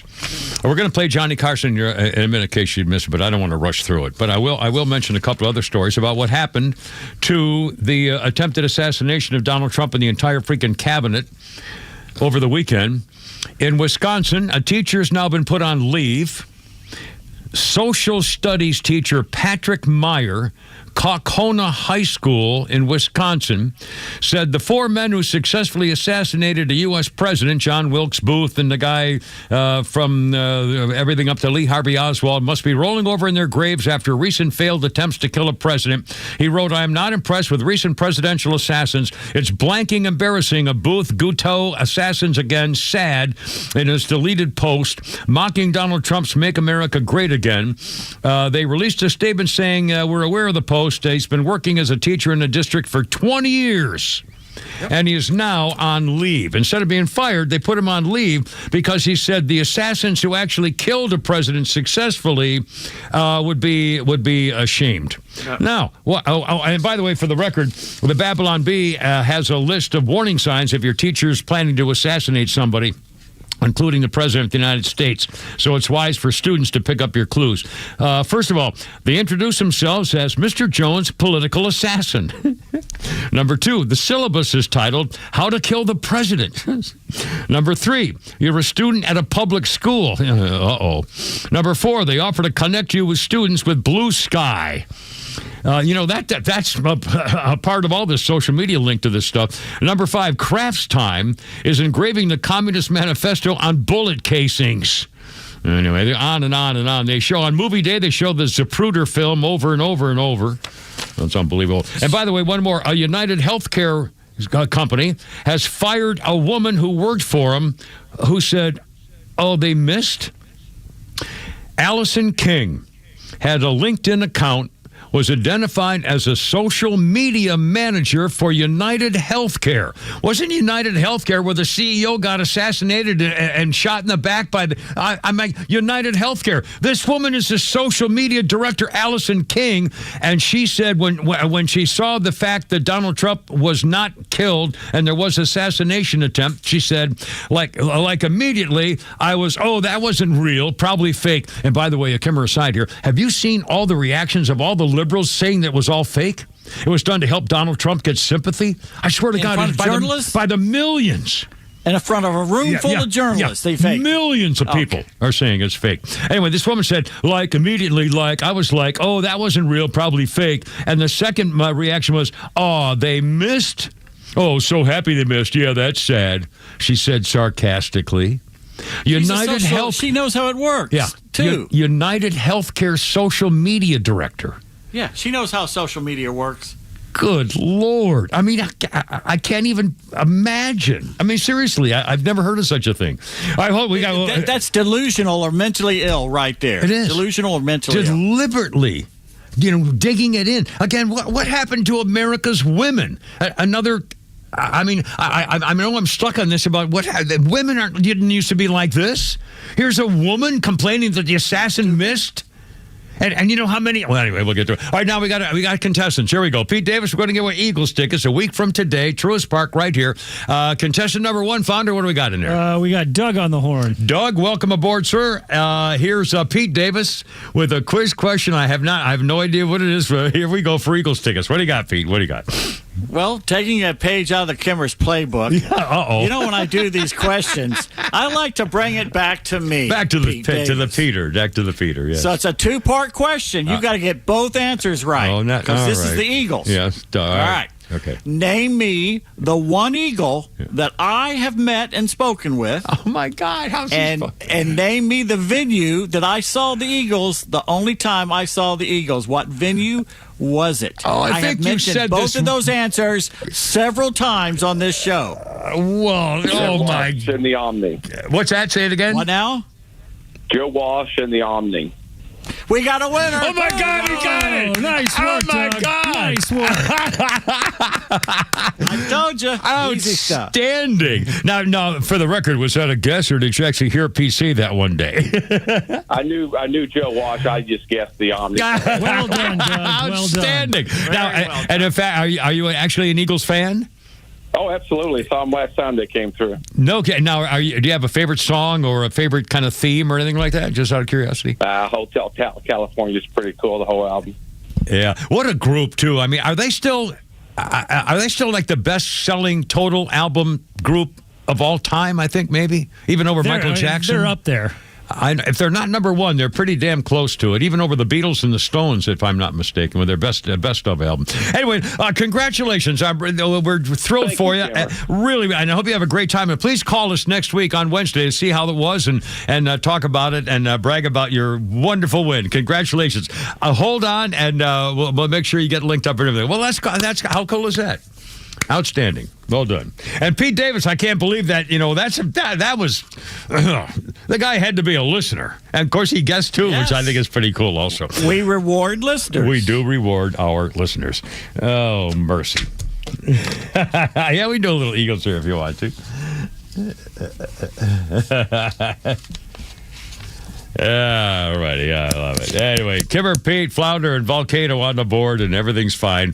Braves in town here at the ballpark. The sun's out. It looks like it's good. It was a brutal overnight weather and early in the morning and stuff like that, but it looks like it's going to be nice.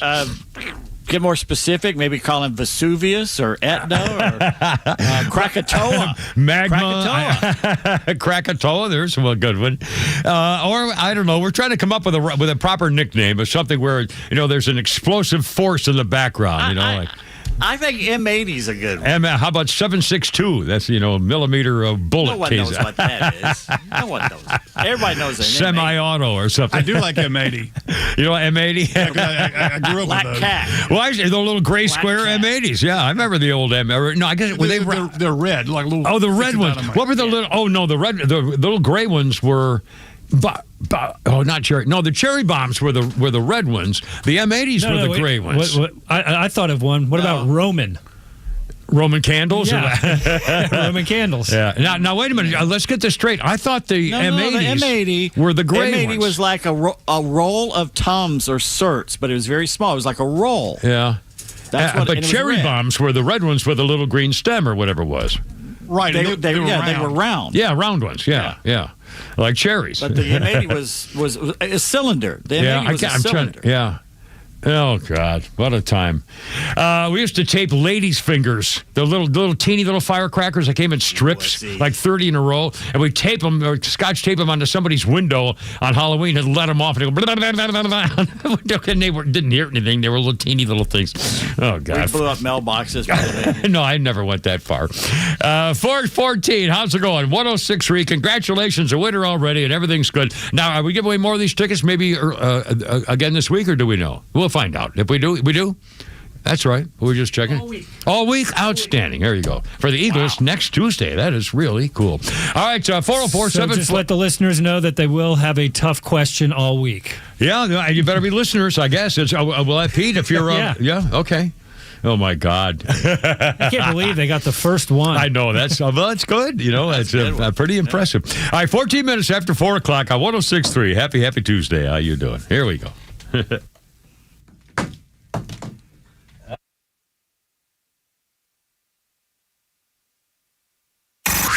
It's time for the Bortz Report, exclusively on Atlanta's only conservative news and talk station, Extra 106.3. It's really rather difficult to wrap your head around the happenings of the past weekend. Yet another left-wing Democrat attempt on the life of our president. I head over to X on Sunday morning. I head over to X, used to be Twitter, used to have a couple of 100,000 followers there, but no more. I was shocked at what I saw. The trend on this assassination attempt was that it was a hoax. These leftist nutcases said it was all a staged hoax to distract people from the war in Iran or the Epstein files or the proposed new White House ballroom. One guy on X said, "Stop staging fake assassination attempts." Someone else said, "This is backfiring on Trump. Nothing is going to work." People aren't buying it anymore. All of these listed in today's New York Post. Somebody else, "That's why Trump staged the event last night, to get support for his effing ballroom." The New York Post says that the term staged has been trending on both Google Trends and social media with more than 300,000 posts by noon on Sunday. And there's that disgusting leftist hero, Jimmy Kimmel, who, before the event, presented his viewers with a little mock-up of the event, showing a picture of Melania Trump and saying that she looked like an expectant widow. What was he saying? Melania Trump looks like she's just waiting for her husband to be assassinated. Yes, ABC and Disney should fire Jimmy Kimmel. But they're left-wing too, so don't look for that to happen. Now I fear every leftist nutcase out there is going to be looking for a way to actually accomplish what these three Democrats have failed to accomplish in the last couple of years. What an age we live in. Neil Bortz, Extra 106.3. At Georgia Power, we are committed to protecting our customers' personal information and exposing the tricks that scammers use to steal your hard-earned money. If someone comes to your door and doesn't have a Georgia Power uniform and badge, or calls you on the phone and threatens to turn off your power if you don't make an immediate payment, they are scammers. If you suspect a problem, call us immediately. Never let the person into your home, and call law enforcement if you're concerned. To learn more about how to protect yourself, visit georgiapower.com/scams. Sponsored by Georgia Power. Quick question. Are your tires ready for spring rain? If your tread is worn, traction drops fast on wet roads and stopping distance can increase when you need it most. Right now at Marietta Toyota, they can take care of you because it's the Toyota Tire Savings Event. Buy 3 tires and get the 4th for just $1. Get the right tires for your Toyota, installed by factory-trained technicians with road hazard coverage included on eligible tires. Toyota Tire Price Match is available, plus top brands and additional rebates that may be available. Voted Best of Cobb, Best New Car Dealership, Best Dealership Service Center for 2026. You can trust the work. Offer ends April 30th. We're right where we've always been, Cobb Parkway South, just north of Truist Stadium. Marietta Toyota since 1975. We've been here and we'll be here for you. Restrictions apply. Valid on participating brands. 4th tire of equal or lesser value. Offer ends April 30th, 2026. See dealer for details. Hey, what's up? It's Drake Baldwin here to talk about my personal Rookie of the Year, Superior Plumbing. They say you can't be Rookie of the Year more than once, but Superior has been proving themselves for over 40 years as the GOAT of plumbing. Whenever I need a leak repaired, toilet replaced, or water heater, I call Superior Plumbing, and you should too. They handle each job with care and honesty. For Superior, there's no job too small. For Superior, the honest one, call 770-422-PLUM.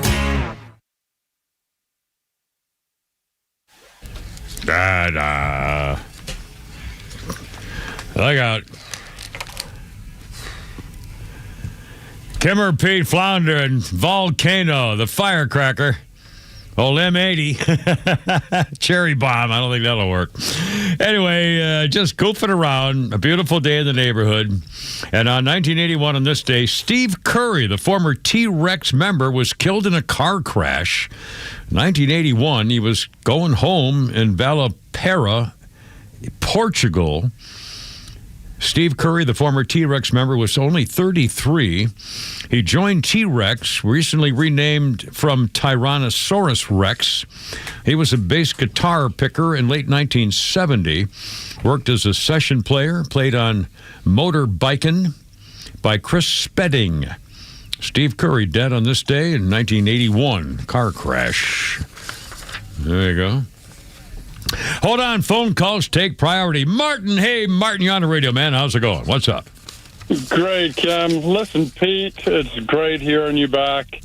It's great having the three of you back as a unit. It just wasn't the same when it was the fill-ins. So I thought I'd share that with you. Thank you. Who did a wonderful job. He did a tremendous, wonderful job, as we just mentioned. But it is good to have the, back again, the thing, back in the saddle, Gene Autry right here. Yeah, something like that. Something like that, yeah. Let's go over the cherry bombs. They were the little round ones. Yes, They had the green waterproof fuse. Yeah. Then you had the M80s, which were... little barrels. They claimed that was a quarter stick of dynamite, and it had the fuse drilled in the side of it, not in the end of it. I remember Pete, that now. Yeah. Pete, do you remember the M90s? No, I don't remember that. I don't remember an M90s. They would make an M80 blush. Oh, boy, the 90 blush. Oh. They were powerful. Really? They were, and you sort of had to ask quietly for them. But anyhow, you can't get the M80s. Well, they sell something that looks like an M80, but it has about 1/10 the powder in it, so it's no good. But I'll bet it's all different than the old days. We as kids, God, we used to put them inside of model airplanes we'd make, or those little aircraft carrier plastic models or something, and put cherry bombs in them and set them off. It's just crazy stuff. You should see what 56 of them poured out into one container would do. But have you have done that? Have you, Martin? In a mailbox? Yeah, we did that. Wait a minute, you took 56 cherry bombs? Yes, I can say it was explosive. Now, wait a minute. All right, so you had 56. Now, did you empty them all into one container, or did you put them all in as they were? No, empty them into one. And then what did you do with that container with 56 worth explosive cherry bomb powder? Well, nothing was left. Well, I mean, what did you just set it out in the field and set it off, or what? What did you do with it? Yeah, something like that. Yeah, it was explosive. You're being very fishy, Martin. I think a building came down. I bet there's a charge of some jurisdiction around here from 1991 or something where you blew up a building with 56 cherry bombs. I bet it wasn't a building, no, but it certainly wasn't a mailbox. Yeah, somebody's car, I guarantee you.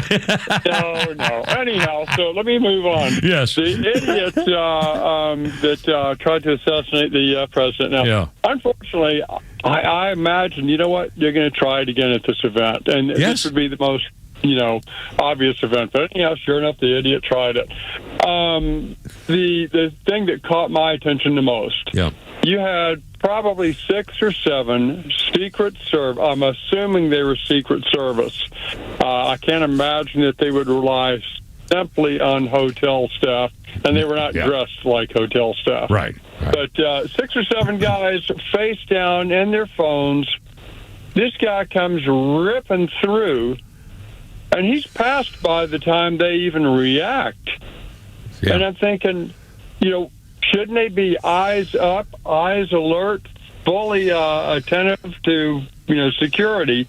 They're over there with their damn eyes down in a cell phone or something. Yeah. And I thought that was such a derelict act on behalf of whatever security it was, whether it was Secret Service or a hotel. Those 7 people, they should completely be blacklisted and fired. Well, obviously, there's going to be I think, and Donald Trump did the right thing by praising them for their actions. Nobody got killed or whatever. Yes, but still, there's no way that this was not done properly. In fact, the other question was, the two questions I have were, how come the guy only got caught because he tripped and fell himself? We don't see the video. They haven't showed that video. They got caught because he tripped. He was running so fast and probably trying to shoot the gun off because he did get a round off, and he tripped. And when he tripped and fell, they jumped on him. So he was never tackled on the run by anybody. So he tripped and fell. That's how they caught him. Also, somebody fired 5 shots from one gun. Who was it? Where did the shots go? They got the bullet casings, but where did the bullets go? And how come he was missed? 5 shots missed him, and he only got caught because he fell. If he hadn't fallen down on his own, how many feet was he from the ballroom door? 20, 30 feet? I don't know the specifics on all of it, but I can tell you it was a very lousy it was bad. Demonstration of security. Yeah, it was bad. And again, how he even got there. And again, now it's one thing. You can't search every room for a week before the president's going to meet at a major hotel. This was all premeditated. Yeah. The guy, no matter what, screw the psychology exams or, psychiatric examination, whatever. The guy belongs in the backside hurts bad jail. Yeah. Under the ground the rest of his life. I mean, he did play on purpose. No. He belongs in the backside hurts bad jail. Backside hurts bad. Big boy jail. Yeah. But why give them something they've always wanted? I don't know. I mean, see, it doesn't seem fair. You should reward some of the prisoners by punishing the others. Oh, goody. Here he comes. You're going to hate Thursdays. Yeah, you're not going to like. Yeah. It's your turn in the barrel. Throwback Thursday. All right, Martin. Thanks, man. You have a great day. Always a pleasure to talk to Martin. Well, real quick, one of the other issues is because the DHS has been partially funded. Yeah, right. So do you think that's one of the... I doubt it, but it's a thing. I mean, who knows? Again, it's the freaking Democrats still want... Even now, they should have come all forward and said, okay, all right, so let's get this settled, and then we'll take something. Nothing. All right, now, I'll cut number 3 here, Volcano. Johnny Carson, Flounder found this from 1981, the Oscar ceremony. This was after Ronald Reagan had been shot. Johnny Carson, the old-time late-night stand-up comedian and talk show host, told this, and see if you can tell the difference between what he did concerning a president getting shot and what we heard from Jimmy Kimmel the other day. If you will, number 3. Thank you very much, ladies and gentlemen. I'm sure that all of you here and most of you watching tonight understand why we delayed this program for 24 hours.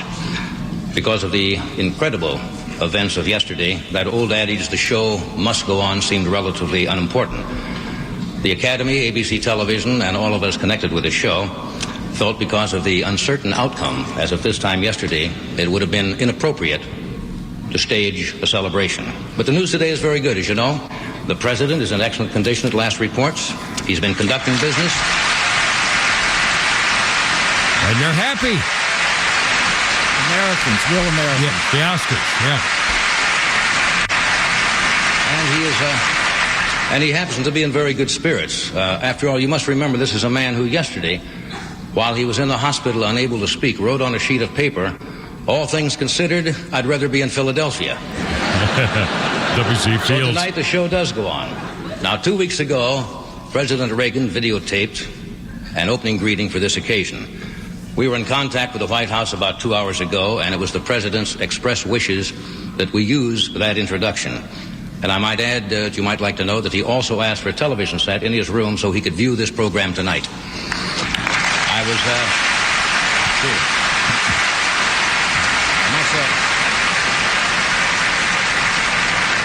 Actually, the president was in such good form today, I was very tempted to call him and ask him if he had any more of those one-liners that I could use. So it is especially pleasing tonight, ladies and gentlemen, to be able to say, here is the President of the United States.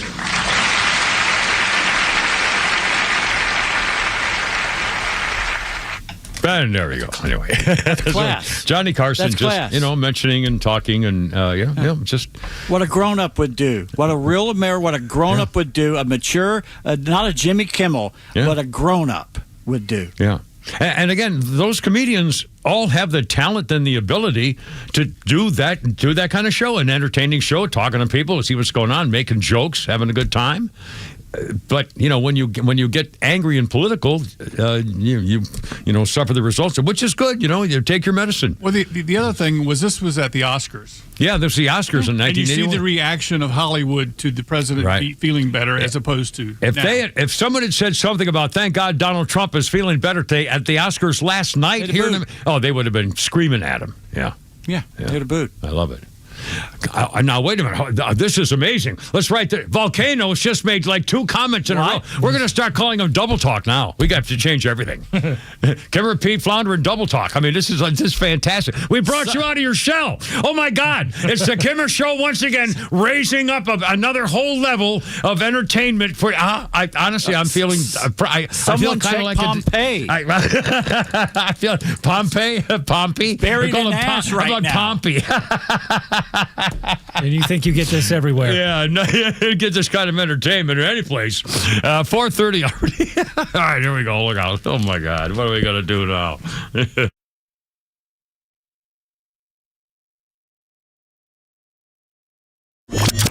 Support the advertisers and partners that share your values.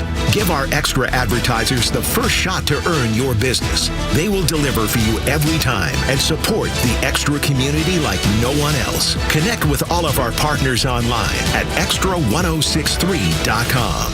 Join Daniel Matalon, CEO of A Second Chance Bail Bonds, and co-host Tug Cowart as they bring together law enforcement, justice insiders, and voices from every part of the justice system, victims, advocates, and people who've turned their lives around. It's not PR, it's not fluff. It's an honest talk about what's working, what's broken, and how to build a better path forward, one second chance at a time. This week's guest is Jackie the Fly Lawyer Patterson. Justice Unfiltered. Unfiltered, informed, and unbiased. You hear bail bonds and you think one thing: someone to get you out of a jam. But A Second Chance Bail Bonds is built differently. This family-run team, led by brothers Daniel and Ryan Matalon, believes everyone deserves a second chance. And they prove it every day through the A Second Chance Community Foundation. They support local nonprofits, partner with law enforcement, and stay active in community programs, food drives, and safety initiatives. Bottom line, they don't just work in the community, they're part of it. Learn more at a2cfoundation.org. That's a2cfoundation.org. Hey, this is Lowe's with Terry from Alpharetta,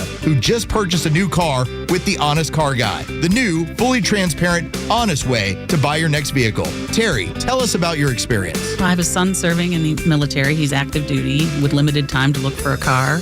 My son was looking for a used Hyundai Veloster, and I had heard about the Honest Car Guy on the radio, decided that might be a route to go, and we made a phone call over the weekend. He screen shared the information with us. We looked over the vehicle, and he took the reins from there, and they were able to walk us through the process of buying the car. We're very clear and transparent, and next thing we knew, we had a car in the driveway. Friends, if you're in the market for a pre-owned car, truck, or SUV, get an honest car buy from the Honest Car Guy. You pay what we pay, plus an honest fee, and we back that up by giving you the bill of sale. That's our transparency guarantee. Call 844-SHOW-ME-1. That's 844-SHOW-ME, the number 1, or visit honestcarguy.com. Right now in our communities, women are being pressured to make irreversible decisions in moments of fear and panic, and they're being told that abortion is the only option.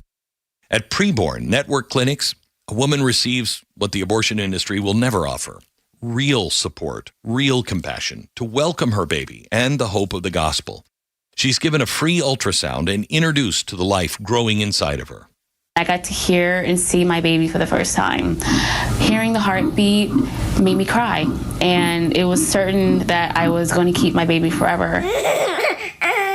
And 80% of the time, she'll choose life. When you can see the reality of what is at stake, you don't see a problem to solve, you see a life worth saving. Here's my ask: help a woman choose life. Just $28 provides one ultrasound, and every dollar helps save babies and share hope.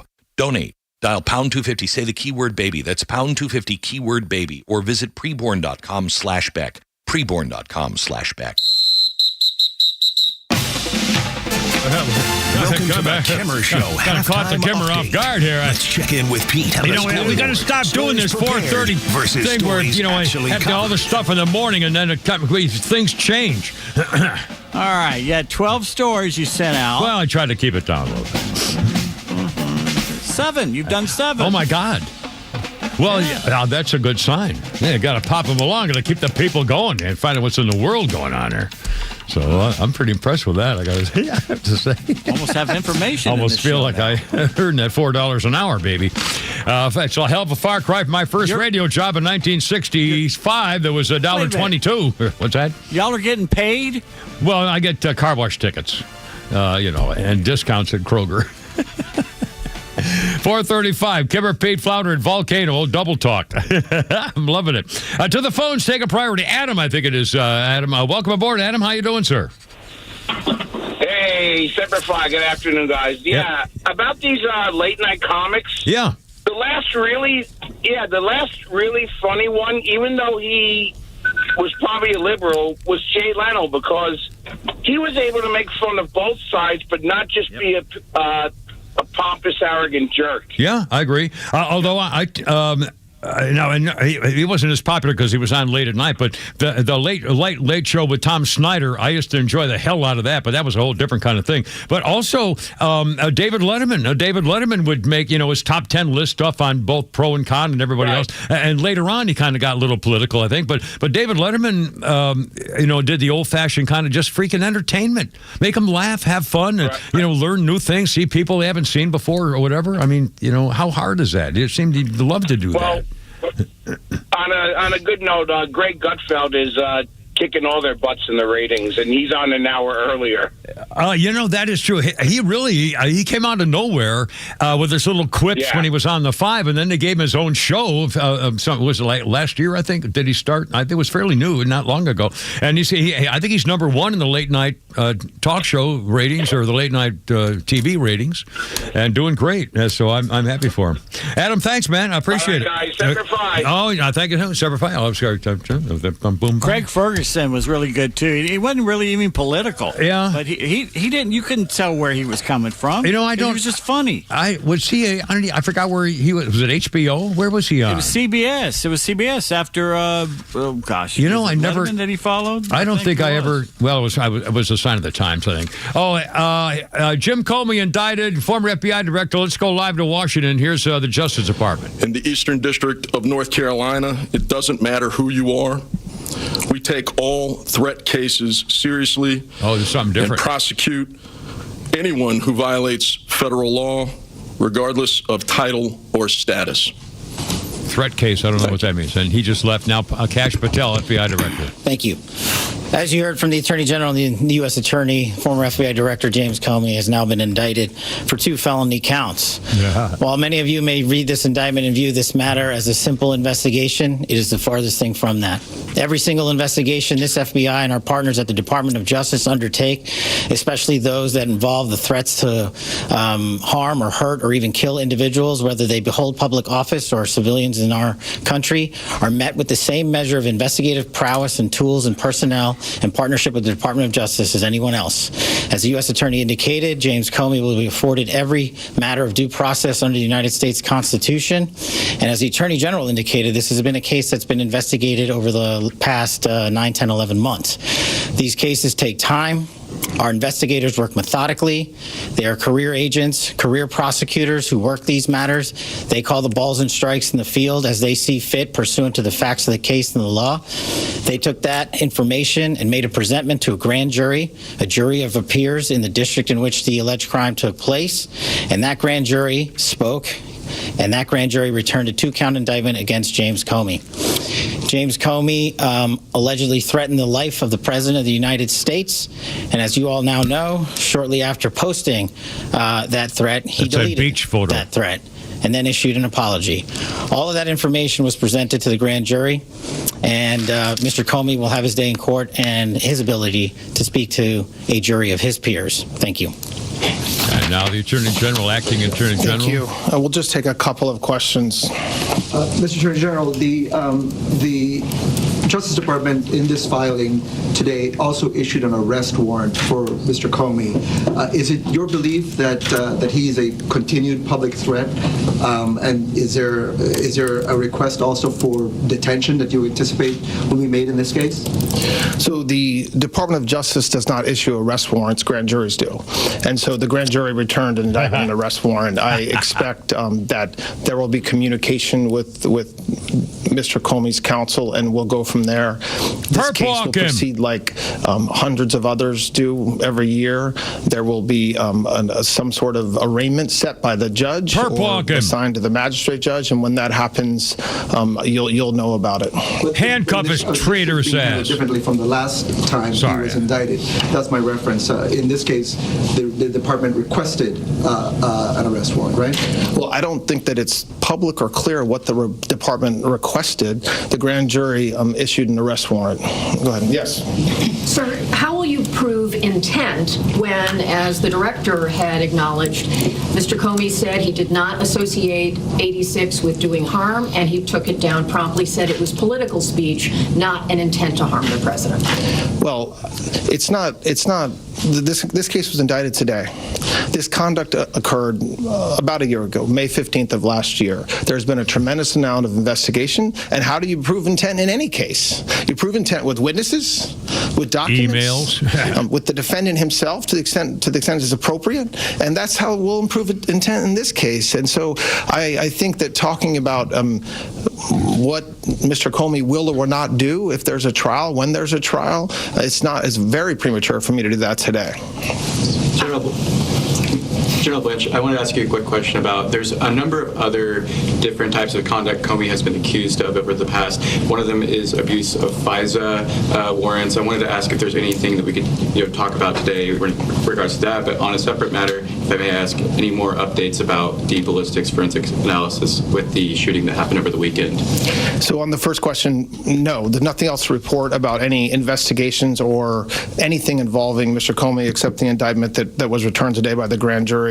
I don't have anything further to talk about with the ballistics that are still being analyzed, and I said it yesterday, and every law enforcement member who is speaking on this issue is saying the same thing as they should, which is that this is an ongoing investigation with really, really smart experts trying to understand what happened in that shooting and where the bullets went and ended up and where the bullets came from. And once that is at a place where we can definitively say, to the extent we can definitively say, we will let you know. Maybe ask the guy who shot the gun. I don't know. Director Comey posted this almost a year ago. Why bring this case now? Did you always feel like this was a strong prosecution, or did something change recently? This investigation just didn't come now. It's the result of a lot of work by law enforcement over the past year.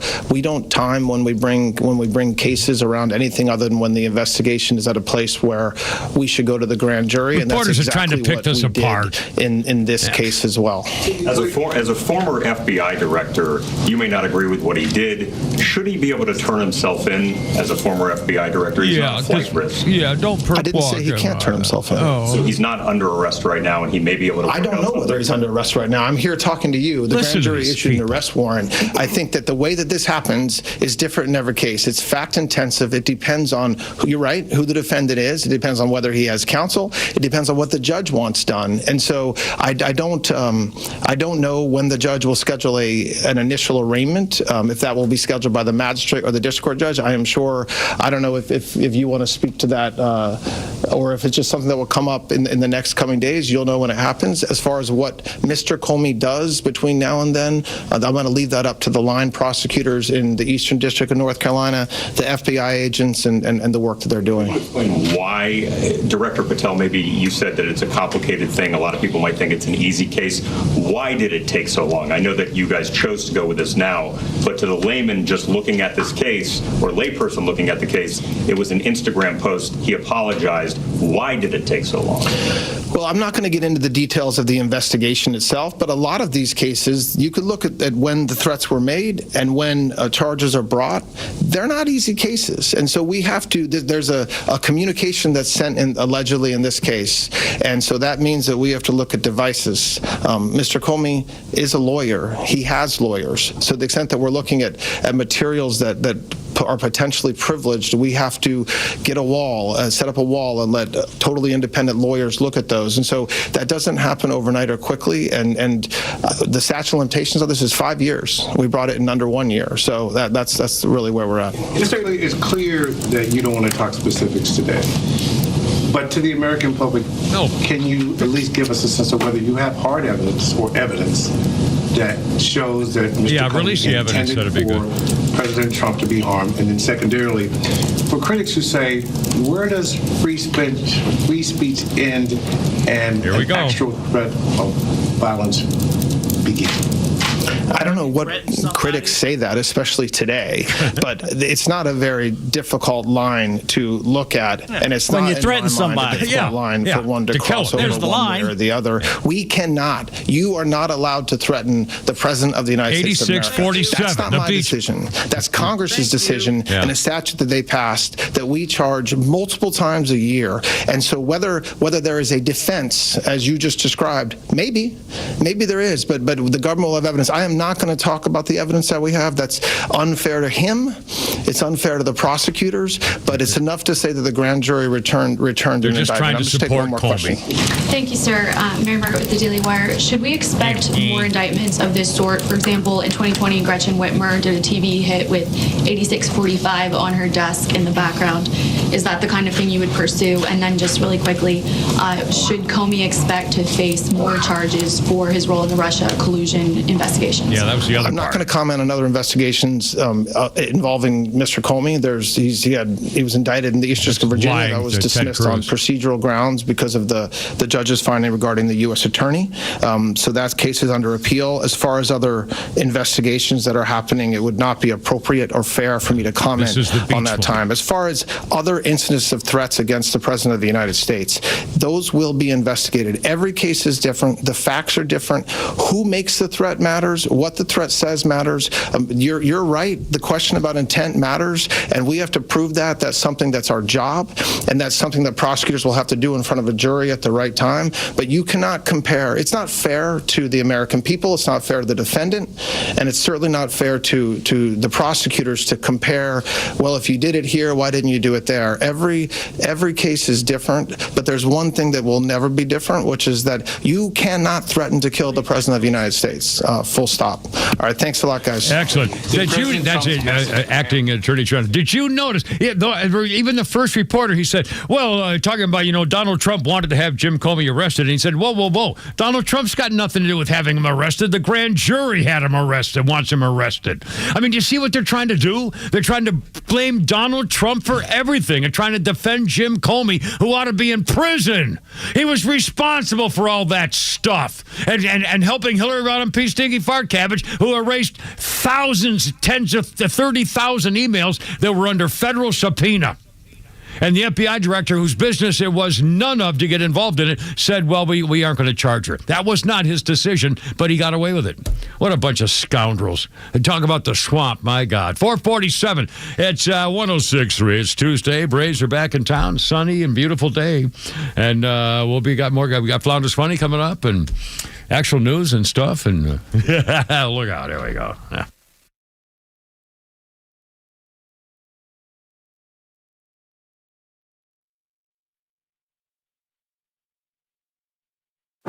The Morning Extra, Neil Bortz, and The Kimmel Show are all online for you anytime at thepodcastpark.com. Plus all of Extra's exclusive podcasts like Ben Burnett, Janelle King, and so much more.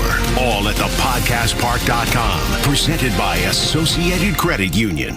Right now, new car prices are out of control. Yes, it's more affordable to buy a used vehicle, but can you really trust what you're getting? That's why I use VIX Auto Care. VIX can perform a pre-purchase inspection of the vehicle I'm thinking about.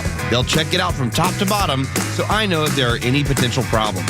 Vicks helps me make the right decision. So before you buy, give Vicks a try. Vicks Auto Care on Roswell Street in Marietta. Visit them at VicksAutoCare.com. That's VIKS Autocare.com. Time now for the Retire Wise Report. James Parker here with financial advisor Sean Maloney, founder and CEO of Retire Wise. So when we go through days or weeks of volatility in the market, Sean, it's hard to know what to do. What can you tell us? The biggest thing is don't panic or make immediate decisions with your money. Take those emotional concerns out of the middle of it. Look, markets cycle regularly. Market corrections and bear markets are a normal part of the cycle. They're just part of the plan that are going to be accounted for. If you feel nervous when you read the headlines about big drops in the market, you might not know enough about how your money is positioned. That's why it's important to get the right guidance on a financial plan for your retirement. Tell us about the offer you have for our listeners. All right, so now's the time to start, folks. Looking ahead and identifying if you have too much risk in your portfolio. That's the first thing. We have a helpful little resource for our listeners today. We call it the Retire Happy Framework Toolkit. You can get it today by calling or texting WISE to 770-802-2200. My team helped put together this just for you, and it's a complimentary guide. And the center of this is a copy of my latest book, The Priority of Retirement, plus guides on major topics like investments, Social Security, income planning, taxes, and so forth of the key components of retirement. So if you want to get this information in your hands today, call or text WISE to 770-802-2200. That's 770-802-2200. Take advantage of this offer and get your Retire Happy Framework today. Just text WISE to 770-802-2200. The team at Retire Wise will get you your Retire Happy Framework to you right away. So just call or text WISE to 770-802-2200. Investment advisory services made available through AE Wealth Management, LLC, a registered investment advisor. Investing involves risk, including the potential loss of principal. Firm does not provide tax services. A simple act of generosity changed everything. A journey from alone and abandoned to one of the most successful businessmen in Georgia history. Here's Rick Jackson. I spent Christmas Eve alone in a children's home. When I woke up, a Good Samaritan had left me $100. Rick Jackson knows what it's like to go without. That's why he'll fight career politicians who talk about cutting income taxes and property taxes, but never deliver. Unlike career politicians, I know how some extra money can change everything. That's why I'll freeze your property taxes and slash the income tax in half. Conservative businessman Rick Jackson will deliver the Georgia results that failed career politicians never will. I'll get you a boatload of your money back, or I won't run again. It's as simple as that. The conservative outsider who will deliver real tax relief. Rick Jackson for governor. Paid for by Jackson for Governor, Inc.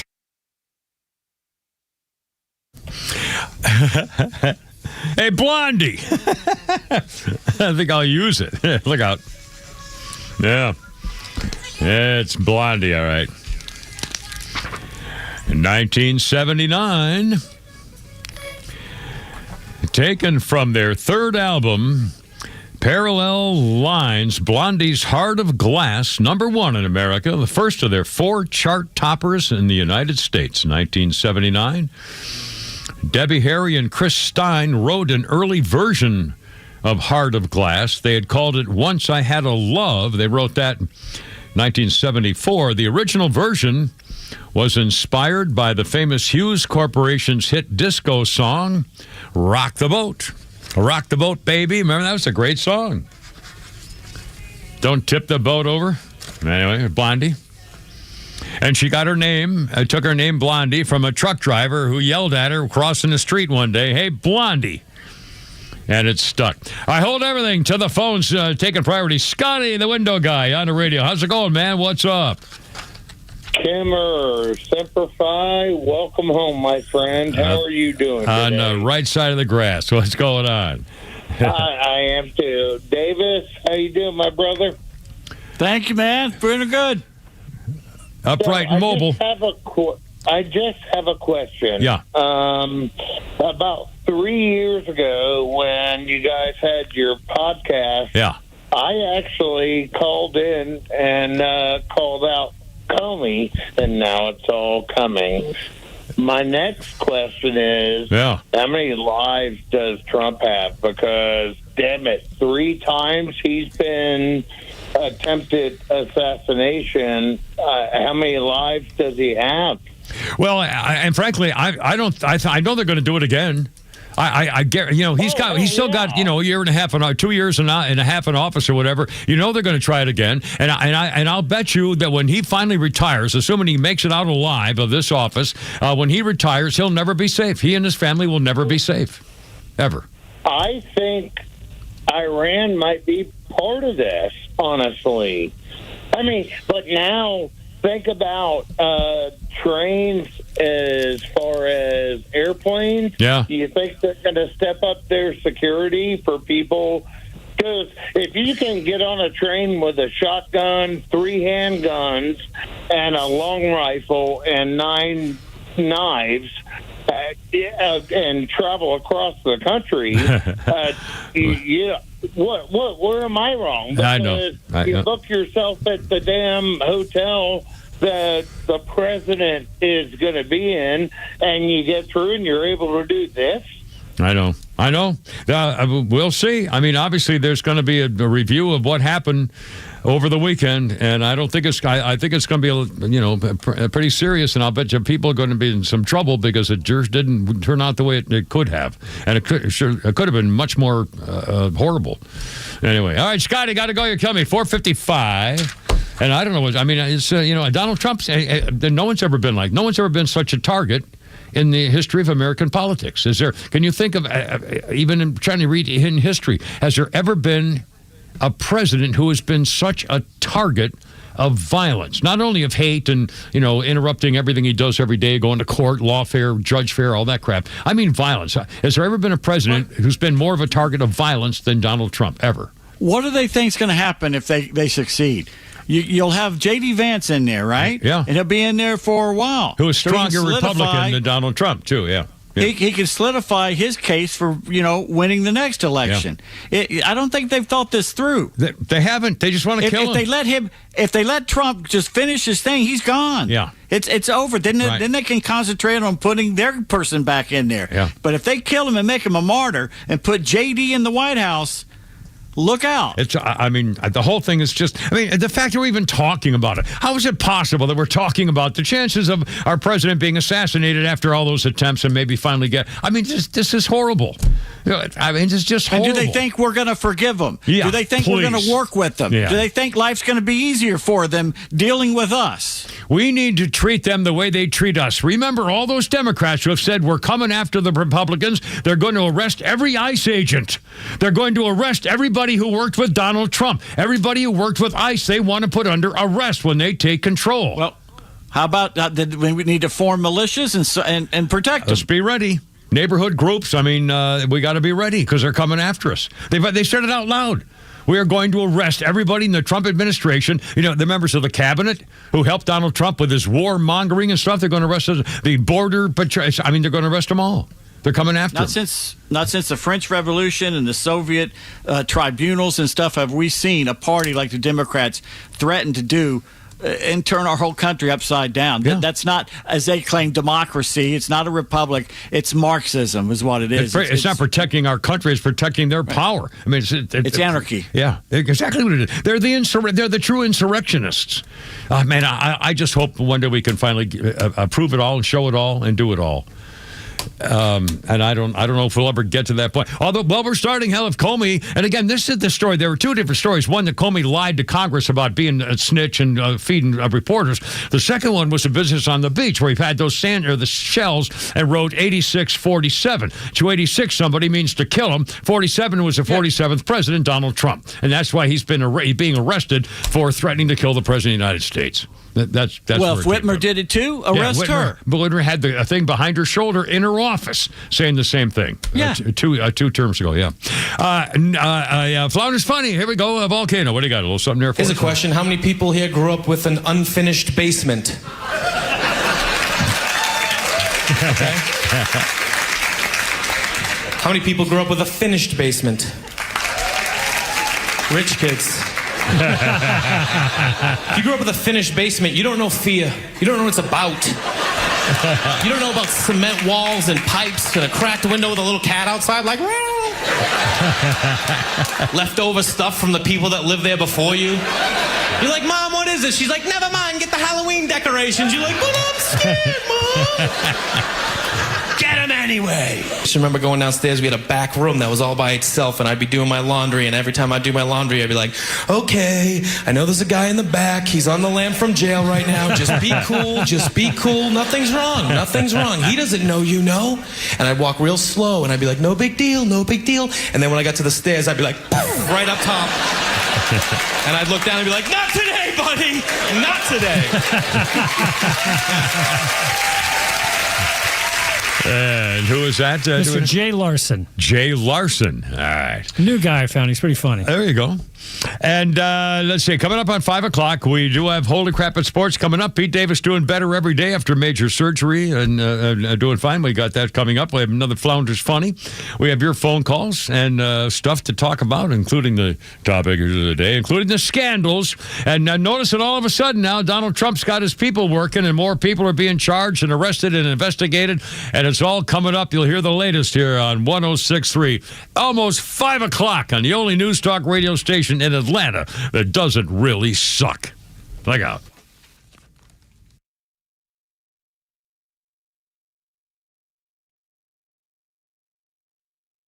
The Morning Extra. Glenn Beck, Clay and Buck, and The Kimmer Show on WFOM and W292 EV Marietta, a Dickey Broadcasting Station. Extra 106.3. This is a Fox News alert. Felony charges against the former FBI director, Lisa Brady.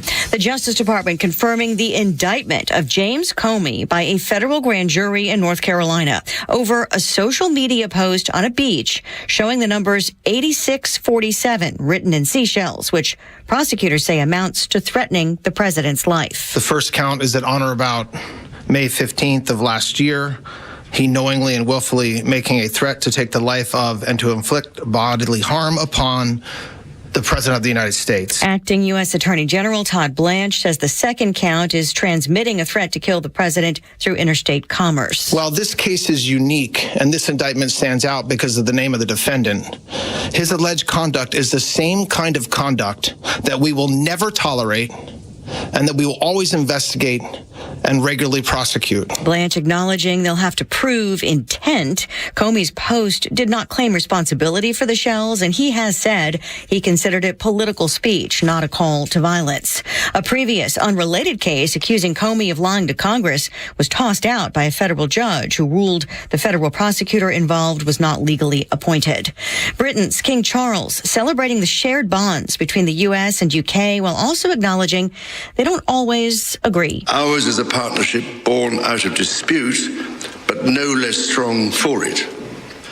So perhaps in this example, we can discern that our nations are in fact instinctively like-minded. His speech to a joint meeting of Congress, making subtle references to some specific disagreements, including his emphasis on the importance of the NATO alliance, something President Trump has criticized recently. But the President and First Lady giving the King and Queen Camilla a warm welcome earlier ahead of a state banquet tonight. America is listening to Fox News. Why does Progressive work hard for truckers? Because truckers unite the world. Truckers unite soccer moms and oranges. Truckers unite unbelievably scratchy carpets with 2-star hotels. Truckers unite capes with adults who watch too many wizard movies. But truckers can't do any of this if they're not on the road. That's why Progressive has over 360 heavy truck claims reps to help you get back on the road fast. Get a quote in as little as 8 minutes at progressivecommercial.com. Progressive Casualty Insurance Company and Affiliates. Wesley Financial Group is not a law firm, and Chuck McDowell, definitely not an attorney. This is Chuck. If someone talked you into buying something really silly and you want to get out of that silly little thing, my advice, get the facts. Call me and I'll send you our timeshare exit kit absolutely free. Inside, you'll learn how timeshare works and all your options for cancellation. Call Wesley now for your free timeshare exit information kit. 800-809-7171. That's 800-809-7171.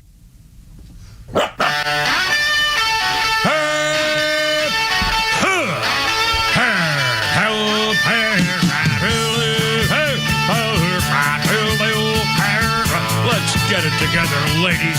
Left shoulder, right oblique, ready on your dog target.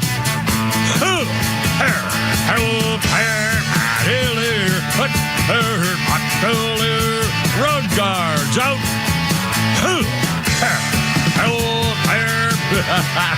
Look out.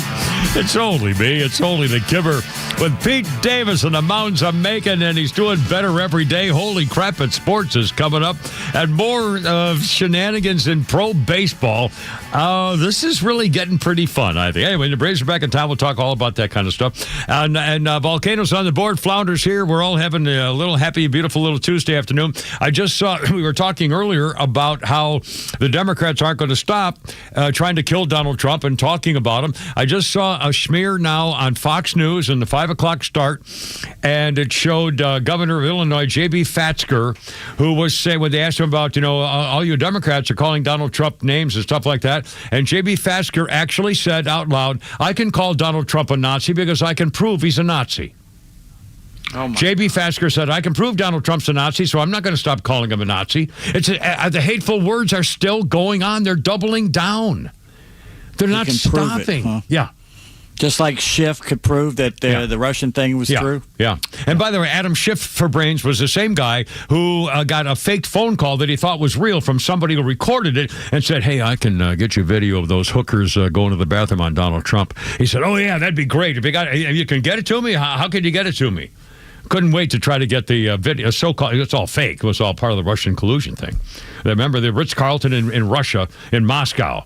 They hired a couple of hookers, and Donald Trump, had them do bad things and stuff. Which is, it's all a lie. I remember a time if a sitting governor of a state like Illinois would have said that against a president in my lifetime, the media would have jumped on them with both feet, especially if it was a Democrat president they said it against, and basically mocked them till they had to leave office. Yeah. I mean, honestly, again, I know I'm biased. The media's not doing its job. No, it hasn't done its job for a very long time since they became advocates. I mean, the media of the old days never would have allowed this. Where's the proof? Yeah. Yeah. He's a Nazi? Where's the proof? He can call him a Nazi because he said Donald Trump is a Nazi and he can prove it. I just saw it on the air. Then prove it, And Joaquin, the Scream Queen Jeffries, former speaker, now the number 2 guy because he's a Democrat in the House, is just doubling down and saying, he's attacking Caroline Leavitt. In hell, in another one. In fact, hold on a second. Oh, here we go. They'll make fun of everybody, including the war secretary's wife. Again, here we go. The silliest things. And by the way, this also kind of leads into my attack on what happened to America's girls. We've lost at least one generation of women, and especially young girls. There's an 18-year-old girl named Ella Devi, or Devi, I don't know. Devi, I'll call her. Ella Devi. 18 years old. She is known as a socialist socialite. She's a social media girl. She boasts about dressing in fur and luxury designers' wares, and she ridiculed Pete Hegseth's wife for wearing a budget-friendly gown to the White House Correspondents' Dinner. First of all, she's an 18-year-old social media influencer. Okay, that's her job. She got her job as an influencer, 18 years old, and she pointed out that Jennifer Hegseth, the war secretary's wife, opted for the affair over the weekend, Saturday night, for a dusty pink dress that bore a resemblance to one found on the Chinese bargain site Shine for the Saturday night gala. His wife wore a dress from Temu to the White House Correspondents' Dinner. I'm not joking. Temu dresses for that retailed for $20. And on the Chinese fashion site, it costs $42.23 and has a star rating of almost 5. And people are saying, hey, she looks amazing. I thought the left was all about eating the rich. Somebody said, hey, anti-cop rhetoric spewed by the radical left apparently now includes fashion police. She says, hey, Seth may be a piece of junk, but all cops are bastards include the fashion police now? A socialist mocking someone for spending $10,000 on a one-time dress? Say that isn't true. Her hypocrisy says this teenage girl regularly brags on social media about her own designer threads, including Chanel bags, Burberry, Givenchy. She's a self-described socialist who spends thousands of dollars on her clothes. Conservative women don't spend money like that. A socialist fashion shaming fellow women? Where'd even start with this broken woman on the inside? How about shaming you publicly? Hypocritical succubus. Another one, they said, hey, I'll get my perfume from Amazon, costs $5 and people love it. I mean, just the very idea. One, that she's an 18-year-old critic now and criticizing the cost of the dress, for God's sakes. Oh, and incidentally, I have in here on Mr. Phone. Hold on, it's take me just a second. I swear to God. The Babylon Bee has a cute little comment that says... I got it right here. Oh, no, that's not. Here we go. Because of what happened with the Southern Poverty Law Center, after losing the funding from the Southern Poverty Law Center, the KKK is now forced to buy robes off Temu. Very same thing. And incidentally, the Ayatollah Cockamamie, the new one, the little gay Ayatollah, agrees to surrender, but only if J.D. Vance wears his cute little sailor outfit. Anyway, here we go. I mean, these people can't stop. It's unfreaking believable.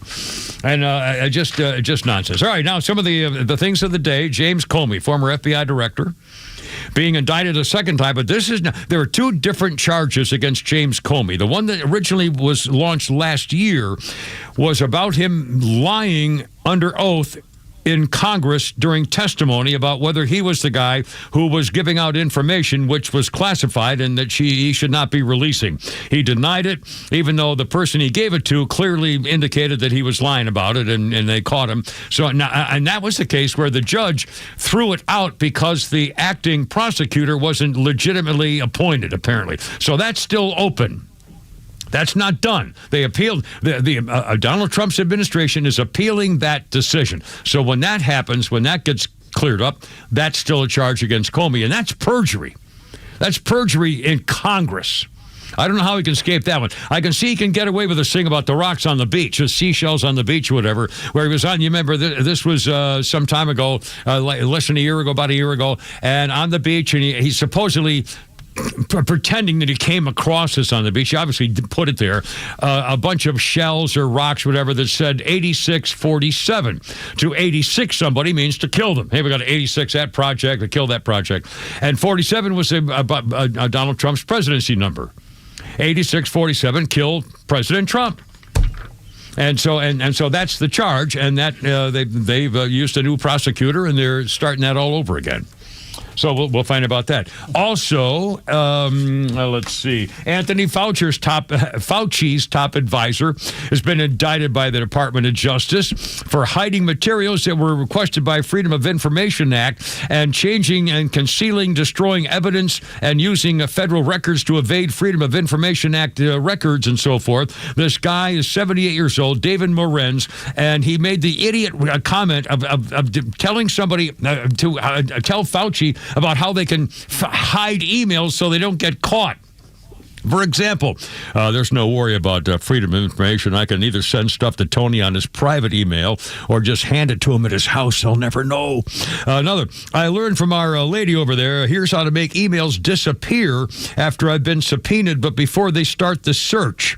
Another one, plus I deleted most of those earlier emails after sending them to the Gmail account, and I'll always communicate on Gmail because my NIH email is constantly monitored. I'm going to delete anything I don't want to see in the New York Times. He's giving directions on how to hide emails to cover up the whole COVID scandal. Well, thank God. Again, we were wondering when they're going to go after Fauci. Well, they're going after, and by the way, I guarantee you they're going after this guy because he doesn't want to go to prison. So they're going to say, hey, I got an idea. How do you like that little wife of yours? Maybe 78 years old, don't want to go spend the rest of your life in a federal freaking lockup? How about you spill the beans on Fauci and we'll let you go? I guarantee they went after him to get to Fauci. And the dominoes may start falling. I mean, this is a good sign. It's early still, but this is a good sign. Well, if you take the shot, you won't get it.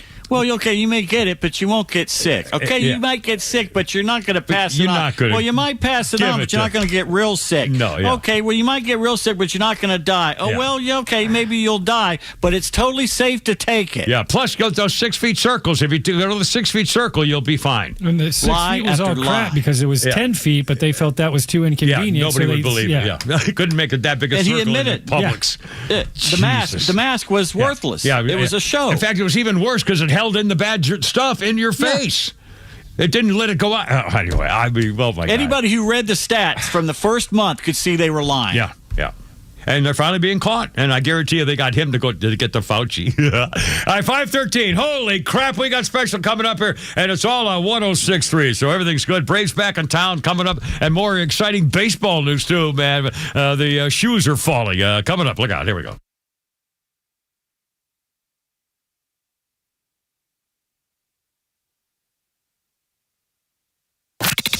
The president has drawn a clear line. Law and order must come first, and surrendering to mob pressure just invites more chaos. As these complicated stories unfold, you need the most trusted local and national voices of Extra 106.3 to make sense of it all. And most importantly, how it affects your family and your community. Proud to be Atlanta's only conservative news and talk station, Extra 106.3 FM and the Extra app. It's official. President Trump has endorsed Burt Jones for governor. Burt Jones has been an incredible leader. This man has my complete and total endorsement, and I really want to see him win. Burt Jones is a trusted Trump conservative who's leading the fight to end Georgia's state income tax. He's going to make a great, great governor. You will be very happy, Georgia. Burt Jones has my complete and total endorsement. Paid for by Burt Jones for Georgia.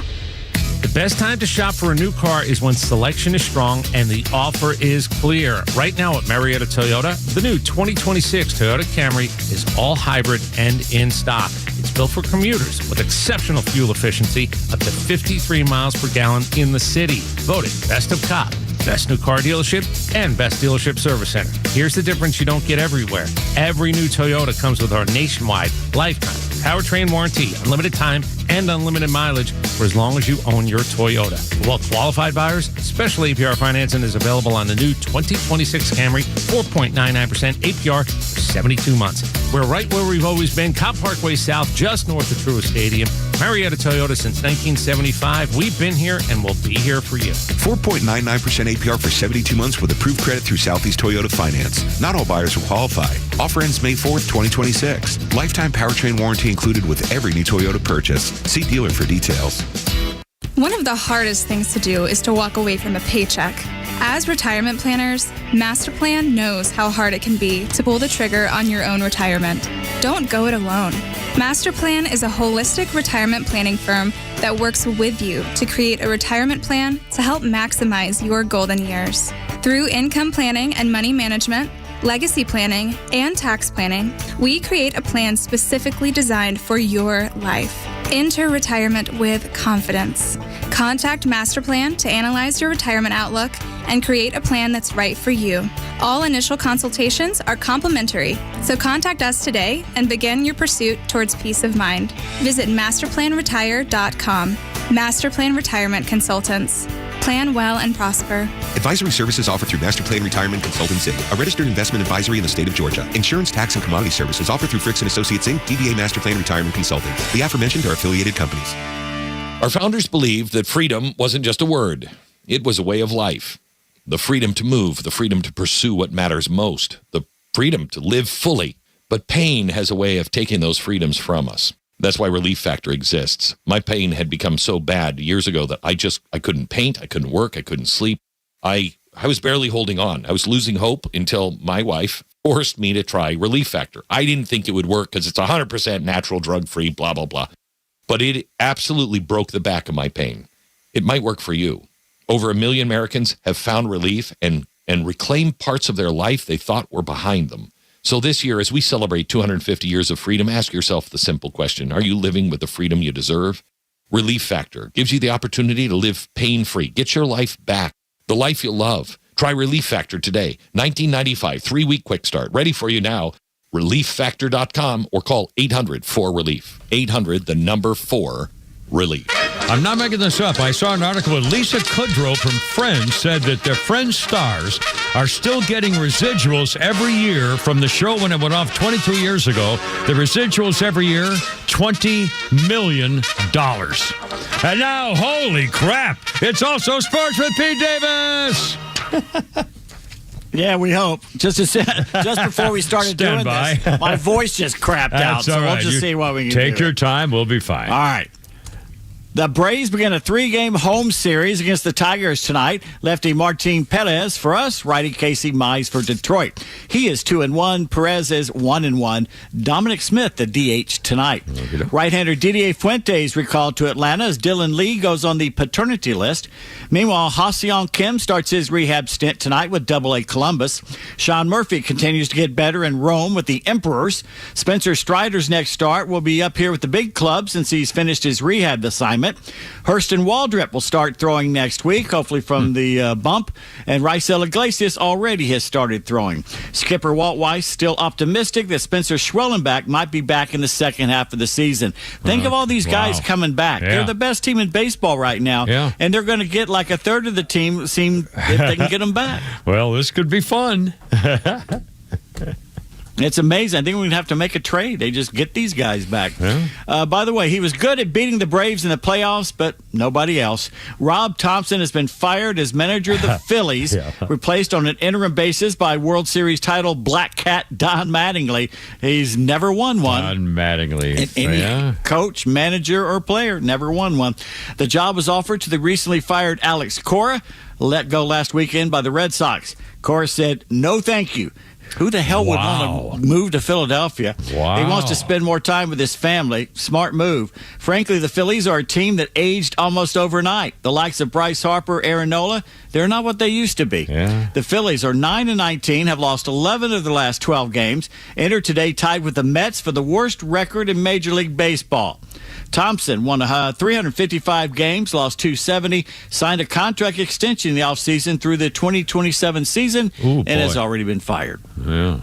Well, now is it his fault? Is it just like he lost control of the team, or how could the manager? If they don't have any players, how's he supposed to make the team better? Well, they thought they had players. It's just like what Dave Dombrowski does everywhere he goes. He spends a lot of money, and then the guys age out, and but the Phillies, this was their window. Yeah. Their window's closed now. Yeah. I mean, they're not going to win a World Series with these guys. They're going to start over. To me, the only two guys I would take out of that lineup would be Schwarber or Trey Turner. Yeah. Yeah. Well, so, at least to trade for. Game 5 in Madison Square Garden tonight between the Hawks and the Knickerbockers. Series tied at 2 apiece. Well, I mentioned earlier I caught a mouse last night in my electric chair trap. Yes. And when I say I caught him, it means I electrocuted the little bastard and sent him to his mouse reward. Fried him, yes. This is nothing, though, compared to what the Angels are dealing with in Anaheim. Oh. A section of Angel Stadium is now closed off from fans because of a massive rodent infestation. Oh, no. Anytime the word infestation is bandied about, it is time to leave. And then when it opens back up, don't buy a hot dog for a while. Man, is that because all the food, crumbs and stuff for a stadium, I guess, and the rats, once they start? Well, they got to do something with all that meat. Yeah. Oh, man. Laughter is the best medicine. Yes. At least that's what Reader's Digest always said. Yes, it did. And for one guy, it has saved his life. A Kentucky man was watching the New York Giants play last season when former Falcons place kicker Younghoe Koo missed a field goal, which made the man start laughing and laughing so hard it triggered a seizure. They took him to the hospital. Doctors discovered a tennis ball-sized brain tumor. Not cancerous. They removed it, and it saved his life. Can you imagine the size of a tennis ball in your brain? In your head. In your head, yeah. And by the way, that was the kick where Cool went up, and then he did something, and he stumbled, and he missed it entirely. He kind of tripped because I forgot what it was. Something distracted him, and he did a little hop step, and he missed the ball entirely. Hit the ground with his foot or something. It's a poor bastard. It's amazing how quick kickers can lose it. Yeah. And then you look at a guy like Morton Anderson, who over 20 years was as consistent as it was. Jan Stenerud and the guys like that. That's right. Former Giant and friend of the show, Lawrence Taylor, in a hospital since last week, battling pancreatitis. Oh boy. Well, That's they not didn't good. say pancreas cancer, so that's better. Yeah, so it's better. We'll yes, see. You're right. Yeah. I've said before how Yankees fans you see in Yankee Stadium are good baseball fans. They're interesting to talk to. I have never had a problem watching a game up there with any fans, daytime, nighttime, World Series, or regular season. Good. Never had a problem up there. Good. But there's something about them leaving New York City that turns them feral. Case in point, last night the Yankees doubled up the Rangers 4-2. The Yanks led the entire game, which made a couple Bronx Bomber fans get a little uppity with some of the Rangers fans. Yeah, I saw that. Just one video. problem. The game was being played in Texas. So this young couple decided it's a good idea to taunt two Rangers fans sitting behind them. The Yankee stands up, turns around, and tells the Texas fan to brush your teeth while making a toothbrushing motion with his hands. Meanwhile, his Yankee girlfriend is giving the guy the finger while saying, "Shut the F up." Oh, boy. The Rangers fan stands up. And that's when the Yank decides it's a good idea to slap the Coca-Cola in the Rangers fan's hand. The Ranger replies by knocking the Yankee down the stands. He hit him good. Then another Rangers fan steps in to clock the Yankees fan, knocking him further down the seats. Multiple angles show the woman yelling at the Rangers fan and appearing to swat in his direction. So the second Rangers fan takes a pair of bags and smushed them in her face, sending her falling down the stairs multiple rows before she landed in a seat. Licking their wounds, the two Yankee fans pulled an Elvis and left the building. Moral of the story, don't mess with Texas. I mean, the video is astounding. I mean, he clonked him good, man. It's just beautiful. That first, he should have knocked him out. That guy took a punch. Yeah, I'll give him that. He took the punch. He came back. Here's another one. Thank you, sir. I'll have another. By the way, it's now cheaper to get tickets to a Mets game up in Flushing than it is to buy a Crunch Wrap Supreme from Taco Bell. Oh, mercy. They're just having a bad time. Frank the Tank must be thrilled. Oh, Lord. Oh, we should find out. But they haven't fired Frank. I'll bet it's there somewhere. I'll have one for us tomorrow. Okay. He was apoplectic 2 weeks ago to fire the manager. Yeah. And look, the Red Sox fired theirs, the Phillies fired theirs, and the Mets are still. No, I think the hard stuff's already come down. It's been down for quite a while. Let's keep playing. I totally butchered that line. But That's all right. Man. We got it. We understand. All right. Rumors out of New England have the Patriots putting a plan together in case head coach Mike Vrabel has to resign over this Diana Rossini controversy. And guess who's the big name to replace him? But New England Patriots, a big name to replace him. How about I'll give you a hint. It's not Bill Mike. Belichick? Oh, no. Mike. Another Mike. From Pittsburgh. Tomlin. Mike Tomlin. Now, and by the way, they got TMZ is now following Vrabel everywhere, including the airports. God, I'll bet. And just harassing him. I'll bet. I mean, it's a matter of time for this just and collapses. a poor wife, and he's got kids, and all of a sudden now we were talking about a 6-year relationship with a woman who's had a lot of relationships with coaches. Allegedly. Well, we don't know that for a fact. Yeah.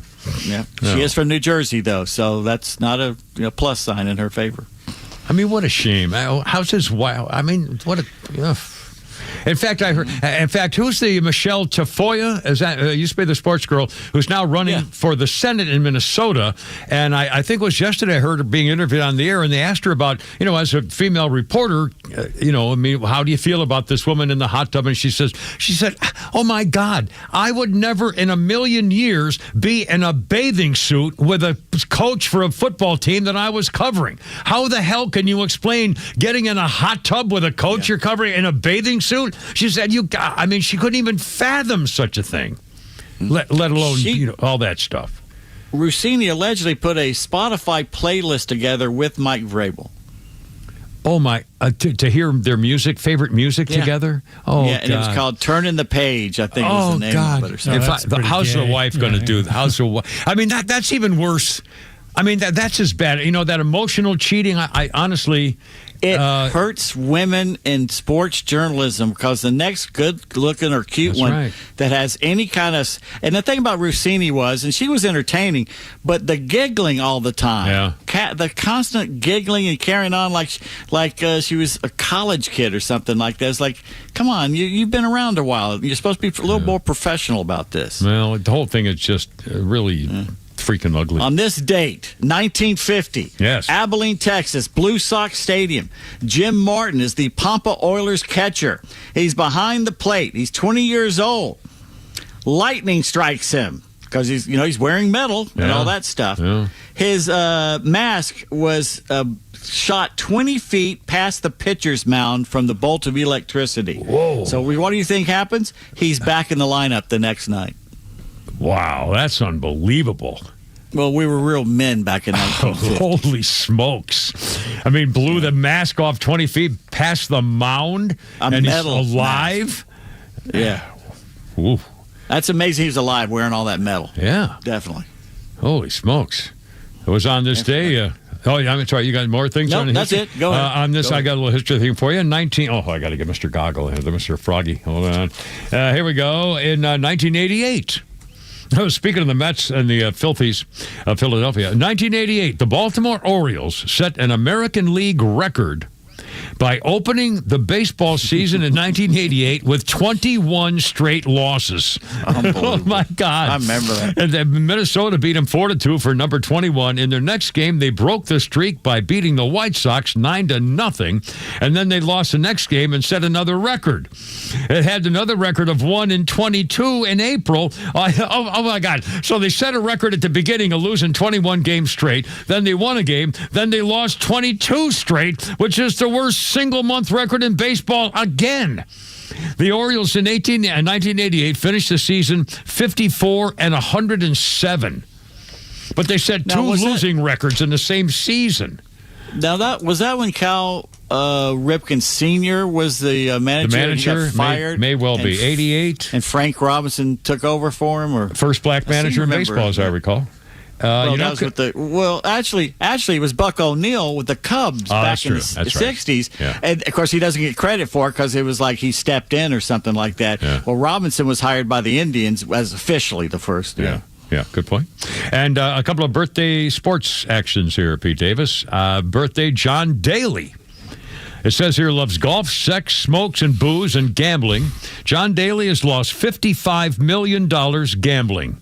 And he says he has sex 3 or 4 times every day, no doubt. And John Daly today is 60, the golfer. John Daly is the spirit animal of the state of Arkansas. That's correct. And he won the PGA with, smoking. I mean, it's just, what a guy. He's got a beard that looks like Santa Claus. I mean, he's 900 pounds, and he's got the beard goes down to his chin, on his belly. One of the greatest memes ever is Tiger Woods, Natalie dressed on the golf course, looking perfect. Yes, and they're standing there staring at him as John Daly with a cigarette out of his mouth. Yeah, big beer belly.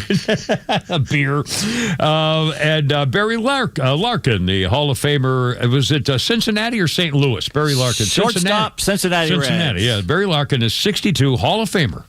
As well, a couple of sports things. Anyway, Pete Davis, 5:31 and 106.3 and more coming up. Flounders Funny and recapping the news. And also punching out a drunk who fondled your wife, yes or no. Yes, and depending on how hard you hit him. It's all coming up next. Give her Pete and Flounder and Volcano on the board. How about a Tattletale's strip club? Yes, there you go. And I got a story. Got a story, I'll bet you. All right, here we go. Stand by.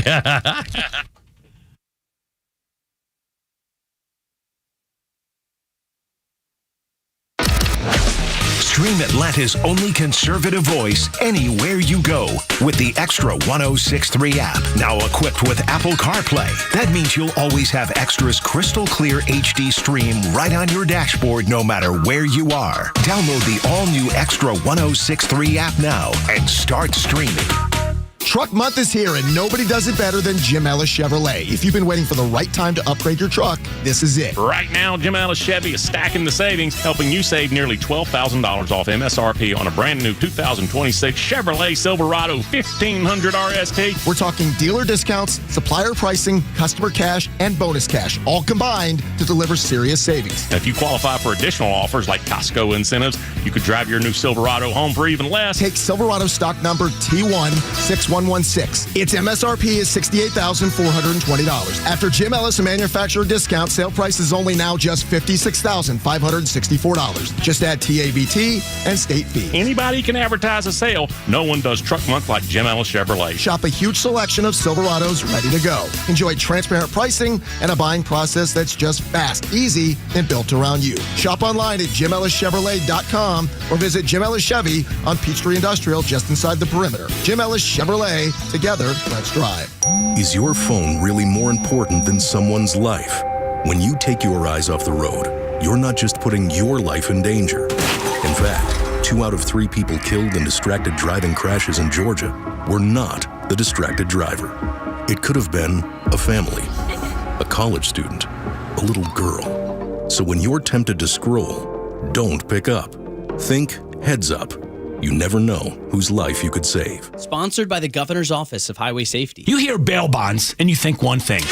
Someone to get you out of a jam. But A Second Chance Bail Bonds is built differently. This family-run team, led by brothers Daniel and Ryan Madelon, believes everyone deserves a second chance. And they prove it every day through the A Second Chance Community Foundation. They support local nonprofits, partner with law enforcement, and stay active in community programs, food drives, and safety initiatives. Bottom line, they don't just work in the community, they're part of it. Learn more at a2cfoundation.org. That's a2cfoundation.org.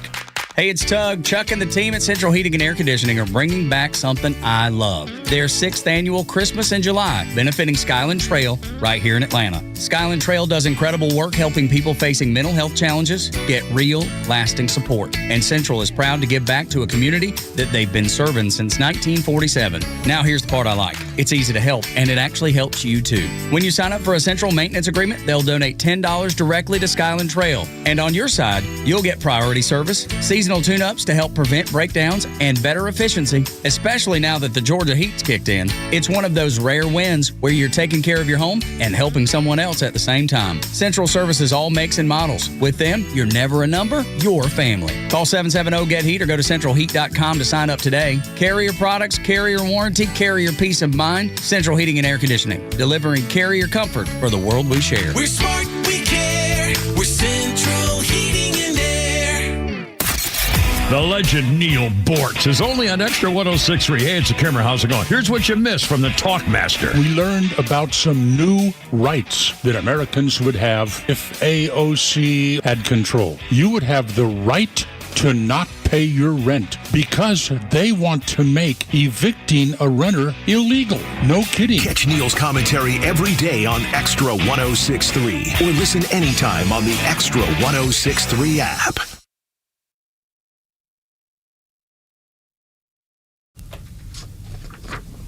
Yeah, kind of a lady's choice here, a slow dance with David Bowie. Oh, yeah. Now, see, you can't hear the words. It's so subdued. Why do they produce songs like this? Oh, that's better.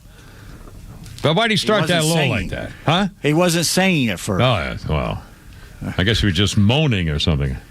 Anyway. That's David Bowie, of course.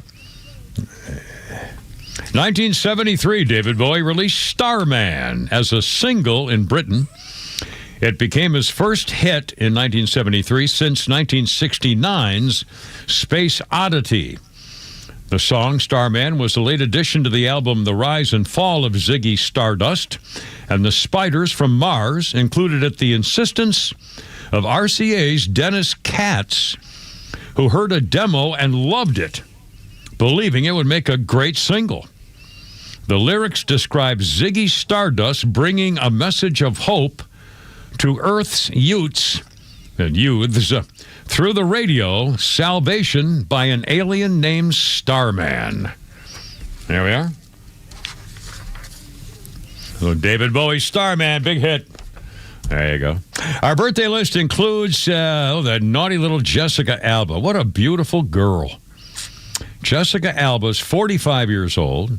She was in Mechanic Resurrection with the guy, the bald-headed guy that I really like all of his role. What's his name?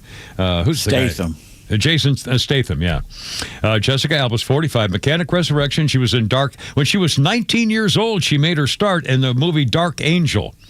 And that's really what started her. 19 years old. She was in Sin TV City. show. Yeah. Sin City and Fantastic Four. Jessica Alba, 45 years old today. So you got that going for you. And whoops, the Daisy Mr. Phone blacked out on me here. I got a Mr. Phone. Here's kind of a sports thing and a newsy thing as well. Was on this day, 1967. Boxing champion Muhammad Ali refuses to be inducted into the Army and is stripped of his heavyweight title. Ali became a Muslim and said it was religious reasons. He did not want to be drafted into the Army. And he was born Cassius Clay, Louisville, three-time world champ, changed to Muhammad Ali in 1964. Gold medal at the 60 Olympics in Rome.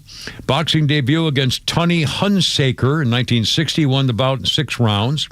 Beat Sonny Liston in 6 rounds to become heavyweight champ in 1964. In 67, the United States at war with Vietnam. Ali said, I ain't got no quarrel with those Viet Cong, unquote.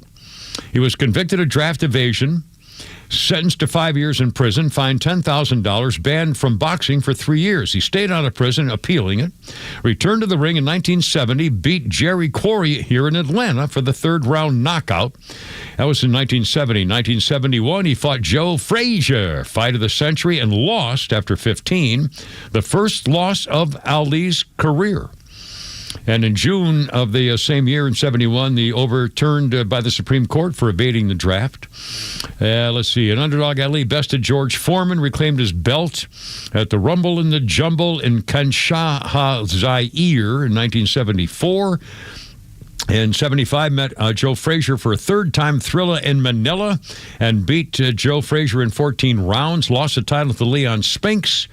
Won it back. I mean, holy cow. Anyway, Muhammad Ali lost to Trevor Berbick in 81, left the ring for the final time with a record of 56-5.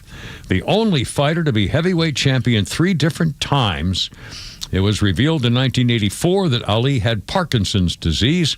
And I remember when he was here at the Olympics and lit the flame, and his arm was shaking like crazy, and finally got it done. And Muhammad Ali died in June of 2016, 10 years ago. Wow.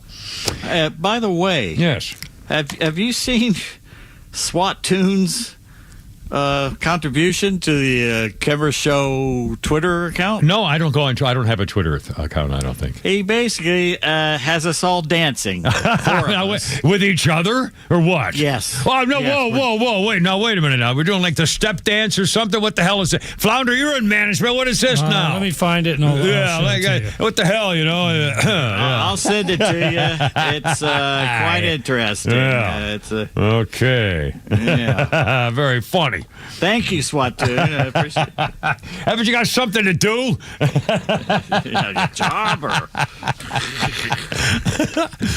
Oh, my God. We're doing the Trump dance, basically. We're flowing our arms up and oh, Lordy. Well, it's not the Trump dance, but it's kind of... I didn't know my nose was that long. Well, but, I don't know. It's like Pinocchio out there. Oh, my Lordy. Who's the other guy? I don't recognize somebody in a white is that Swatoon? No, it's Swatoon. No, that's not Swatoon. I don't know who it is. I don't know if AI generated another picture because I had a white shirt on, or who knows? I'll be darned. Well, anyway, I guess we'll find out.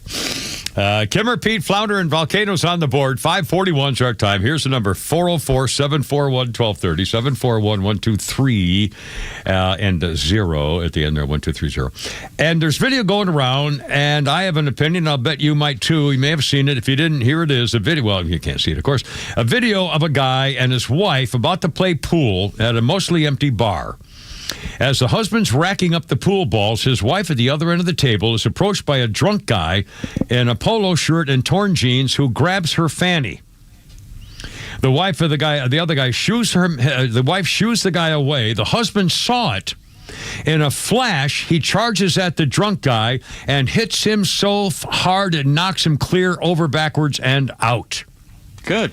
Sends him crashing to the floor. The wife tries to get in between the rivals. The husband pushes her aside and knocks a pool cue into her face. Finally, a member of the bar staff, apparently a bouncer or something, walks over to the husband and says, "You got to leave." So they did. Now, if you see the video, the husband really cold-cocked him. I mean, it was a drunk guy found on his wife's butt. So the husband over there and just, bam, gave him an overhand right cross and knocked him clean out and and down. Now, Pete Davis, was that, first of all, the question is, was that okay to protect your wife and generally? And two, was that kind of a forceful punch for an obviously drunk guy? Well, did he know he was drunk? I mean, how obvious was it that he was hard drunk? to tell. We don't know. I mean, and the guy's mad. It's spur of the moment. Now, if he'd have killed him, he'd been up on what? That's the reaction. Somebody said he hit him so hard. If he had hit his head on the corner of the pool table or the floor and killed him, he would have been in prison for 12 years or whatever. You gotta be careful about that stuff. Spur of the moment. You know? On the other hand, some are folks saying, "Hey, that was a solid hit. Guess you'll think twice about grabbing a woman again." That's how a man handles business. The drunk learn the hard way. Since when does the guy go grabbing a woman's ass and then out of the blue and not rate a fist to the jaw? Well, that was my theory. Have you ever? Now you actually have told a story about a thing in the was it the parking lot? We were walking into Tattletales there, right around Cheshire Bridge in Piedmont, and my girlfriend at the time gasped, and I turned around and said, "What's the matter?" She says, "That guy just walked past me and twisted something, a little higher up." And I said, "Hey," and he turned around and looked at me and took off running. And I called him in the parking lot and just wailed on him. I was slamming him up against cars and stuff. And there was an Atlanta policeman in a car across the street just watching the whole thing. And finally, I let him go. And the guy ran off because I'd gotten enough hits in. I was satisfied. And the policeman drove over and goes, "You want me to go get him?" I said, "Sure." So we go inside Tattletales, and the policeman comes in and says, "I got him out in the car." So we all go trucking out to the car, and because you want to press charges, and she goes no, and so he goes, "Well, apologize to the lady," and he made him apologize. Good for The guy's sitting Atlanta there police with no officer. shirt, all he's in is shorts because I'd torn his shirt off, spinning him around, and he made him apologize, and he let him go. Outstanding. Well, good for the Atlanta police officer. Handled it the way it should have been handled. He did perfectly. Yeah. He did. Flounder, have you ever come to your girlfriend or wife's defense in a thing like that? Knock on wood. Fortunately, I haven't had to.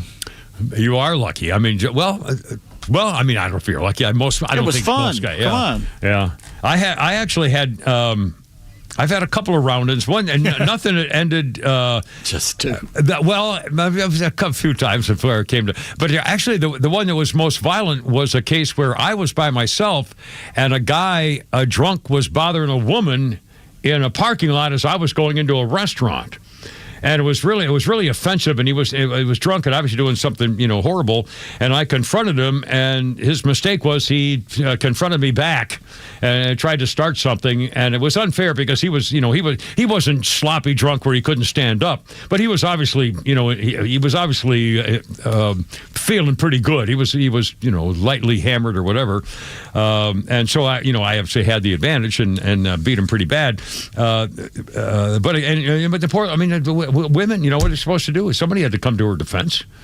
I mean, I don't know. Anyway. How about Jeff? Jeff, how many times have you had to be arrested at bars or anywhere? You ever had to come to the defense of a woman physically? I haven't had to, no.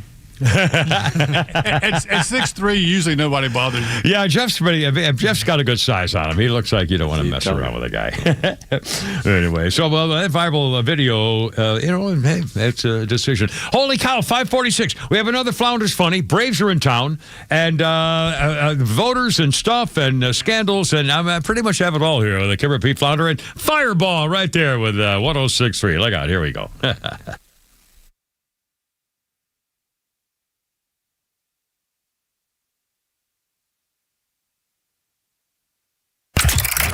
You can stream Atlanta's only conservative news and talk station while you work at extra1063.com. Get the latest from the Morning Extra, The Kimmer Show, and Neil Boards, and stay connected at the office. That's xtra1063.com. Hey, this is Los with David from Atlanta, who just purchased his new car with the Honest Car Guy, the new, fully transparent way to buy your next vehicle. David, tell us about your experience. I had been looking for a vehicle for a couple of months. The car buying process was a little challenging at first for me. I had some credit issues in the past, and I just happened to hear a familiar voice on the radio, and it happened to be the Honest Car Guy ad. I got in touch with Tom. Within 2, maybe 3 days, I had a vehicle being shipped here from Orlando, Florida.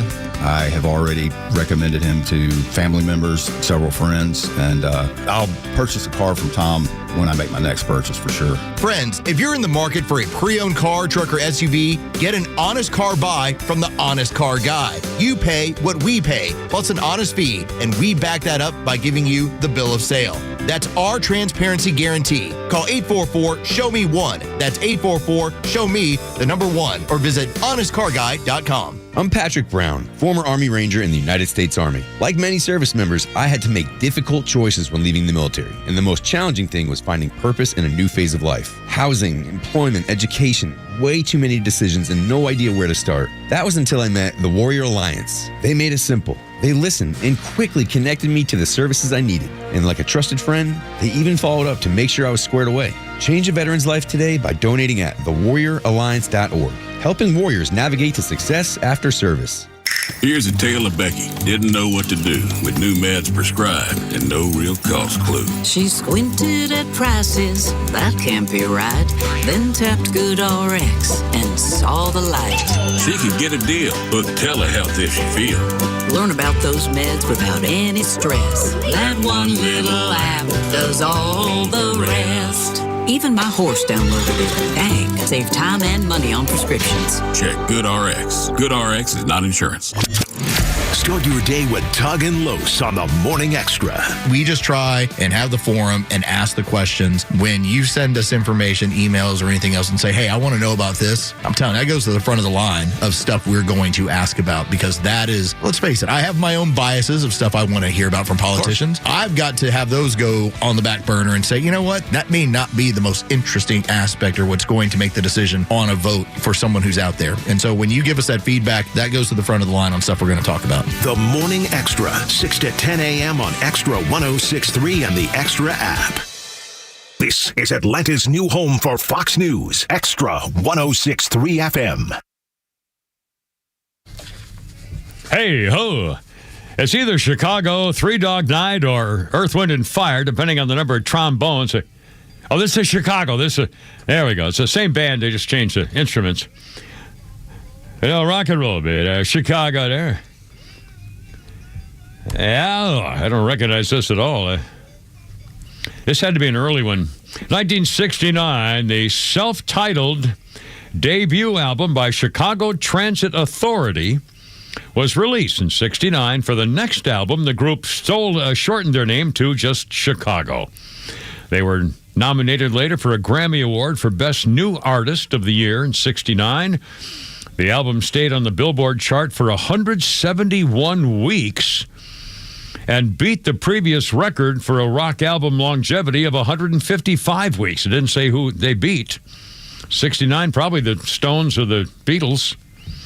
Anyway, Chicago, 69, Big Time Charlie.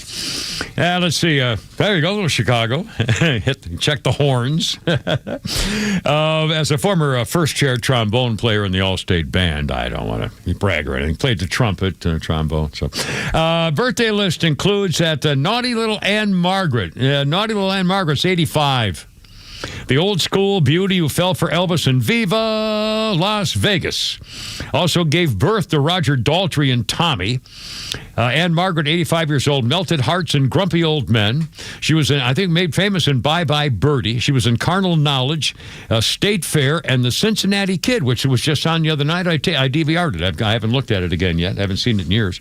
Anne Margaret, 85 years old. That was kind of a bad part because he was cheating, and his girlfriend, I think his girlfriend was Tuesday Weld, and then she seemed like real sweet and kind of behind the scene kind of girl. And I think I think Anne Margaret seduced Steve McQueen again or something. I don't know. It was kind of sick. I may not watch it.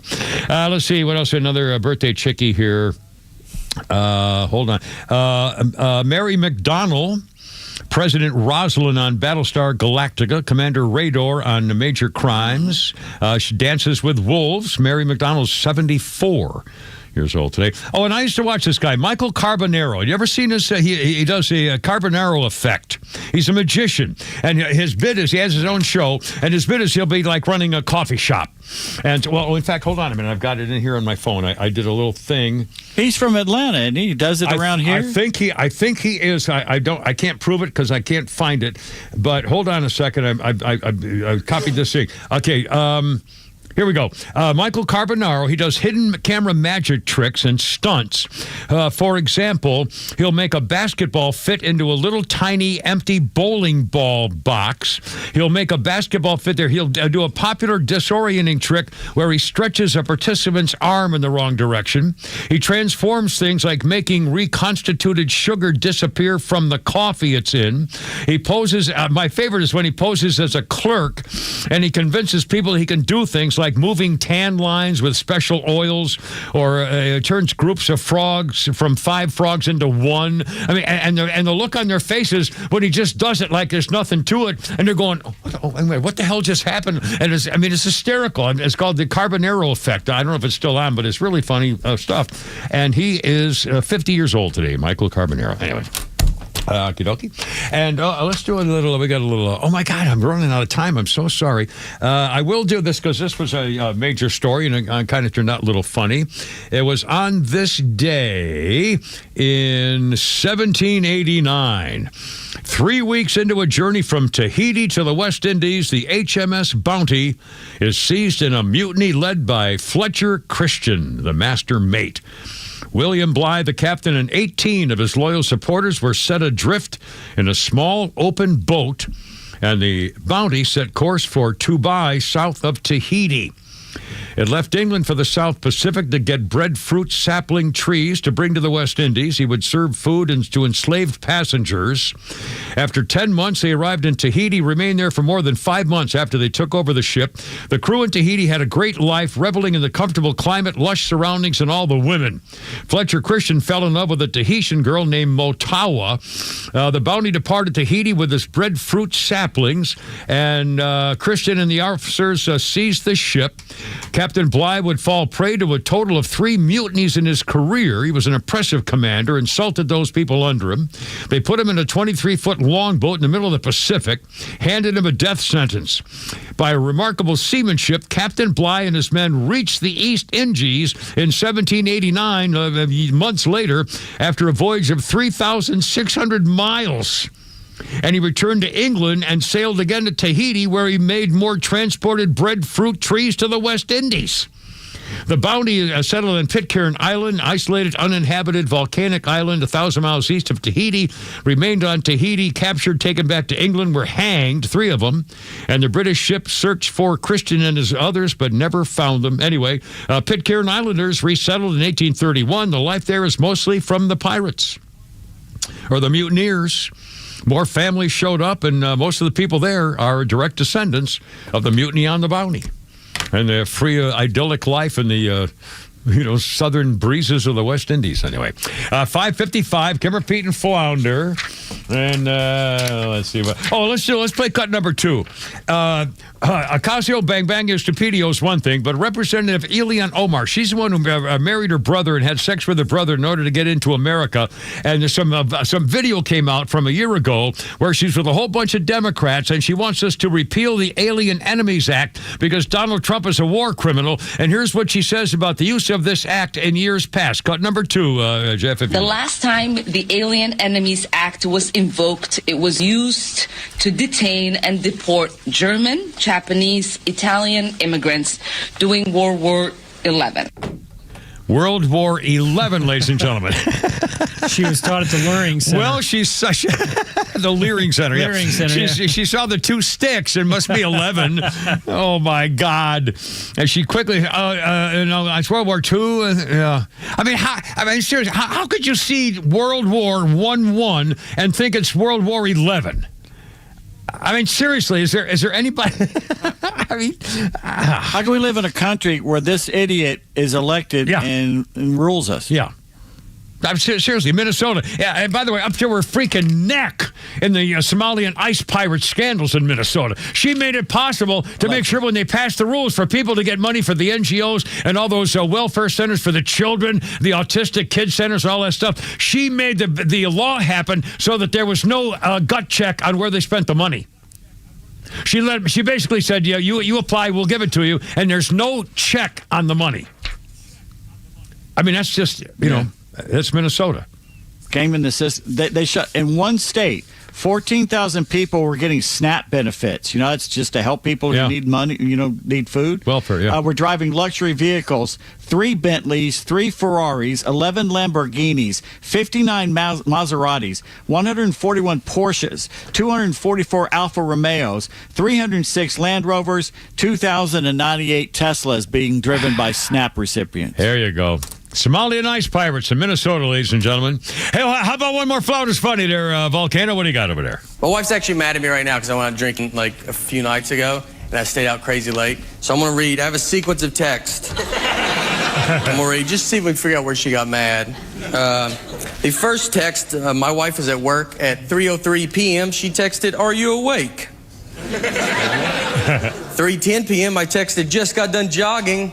3:12 p.m. she texted, "Jog to the kitchen and do the dishes." She's funny. 7:04 p.m. I texted, "I got to go do comedy." 7:08 p.m. she texted, "Have good shows. I love you." So there's no fight right there. That's sweet and fun. Now, I think she got mad somewhere over the next 11 hours. Because I did not resurface until 6:16 a.m. I texted, "I on my house."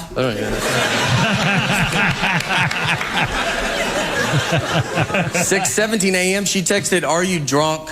6:19 a.m. I texted, "You're drunk." Yeah, you're drunk. 6:22 a.m. she texted, "We need to talk in the morning." 6:24 a.m. I texted, "Is morning."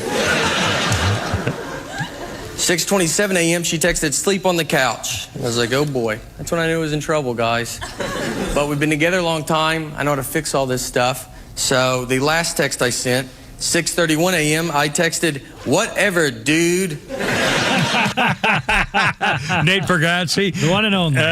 Got to love it. Well, boys, God bless America. Tomorrow is Hump Day. Go Braves, and we'll see what's going on. In the meantime, be careful out there. And Christine, sing me home, baby, because I got to go. You're killing me.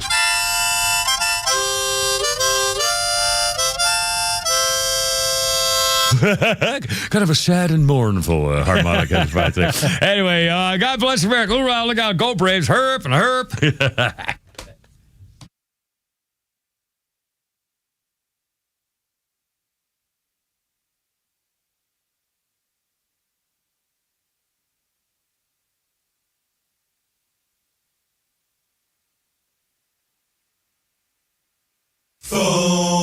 Streaming across Georgia on the Extra 106.3 app. This is WFOM and W292EV Marietta on Dickey Broadcasting. Indicted for a second time. I'm Lisa Lacera, Fox News. Former FBI Director James Comey faces criminal charges over a social media post. A North Carolina grand jury indicted Comey for threatening President Trump's life. A photo he posted showed seashells formed to read 8647. Comey said he saw them on a walk, taking it not as violent, but political. He later deleted the post.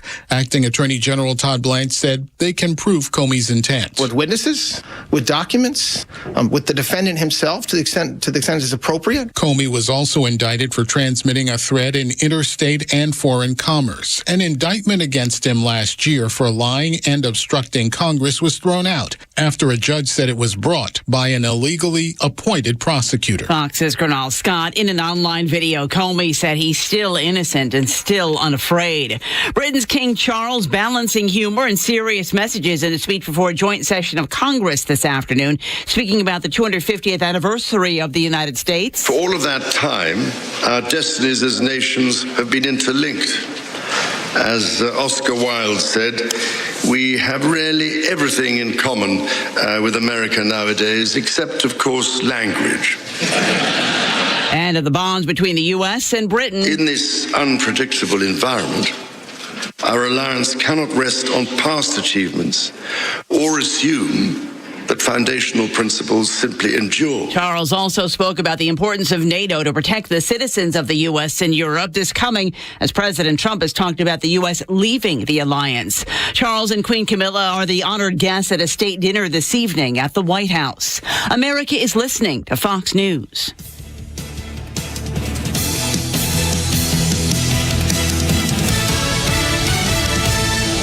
Why does Progressive work hard for truckers? Because truckers unite the world. Truckers unite soccer moms and oranges. Truckers unite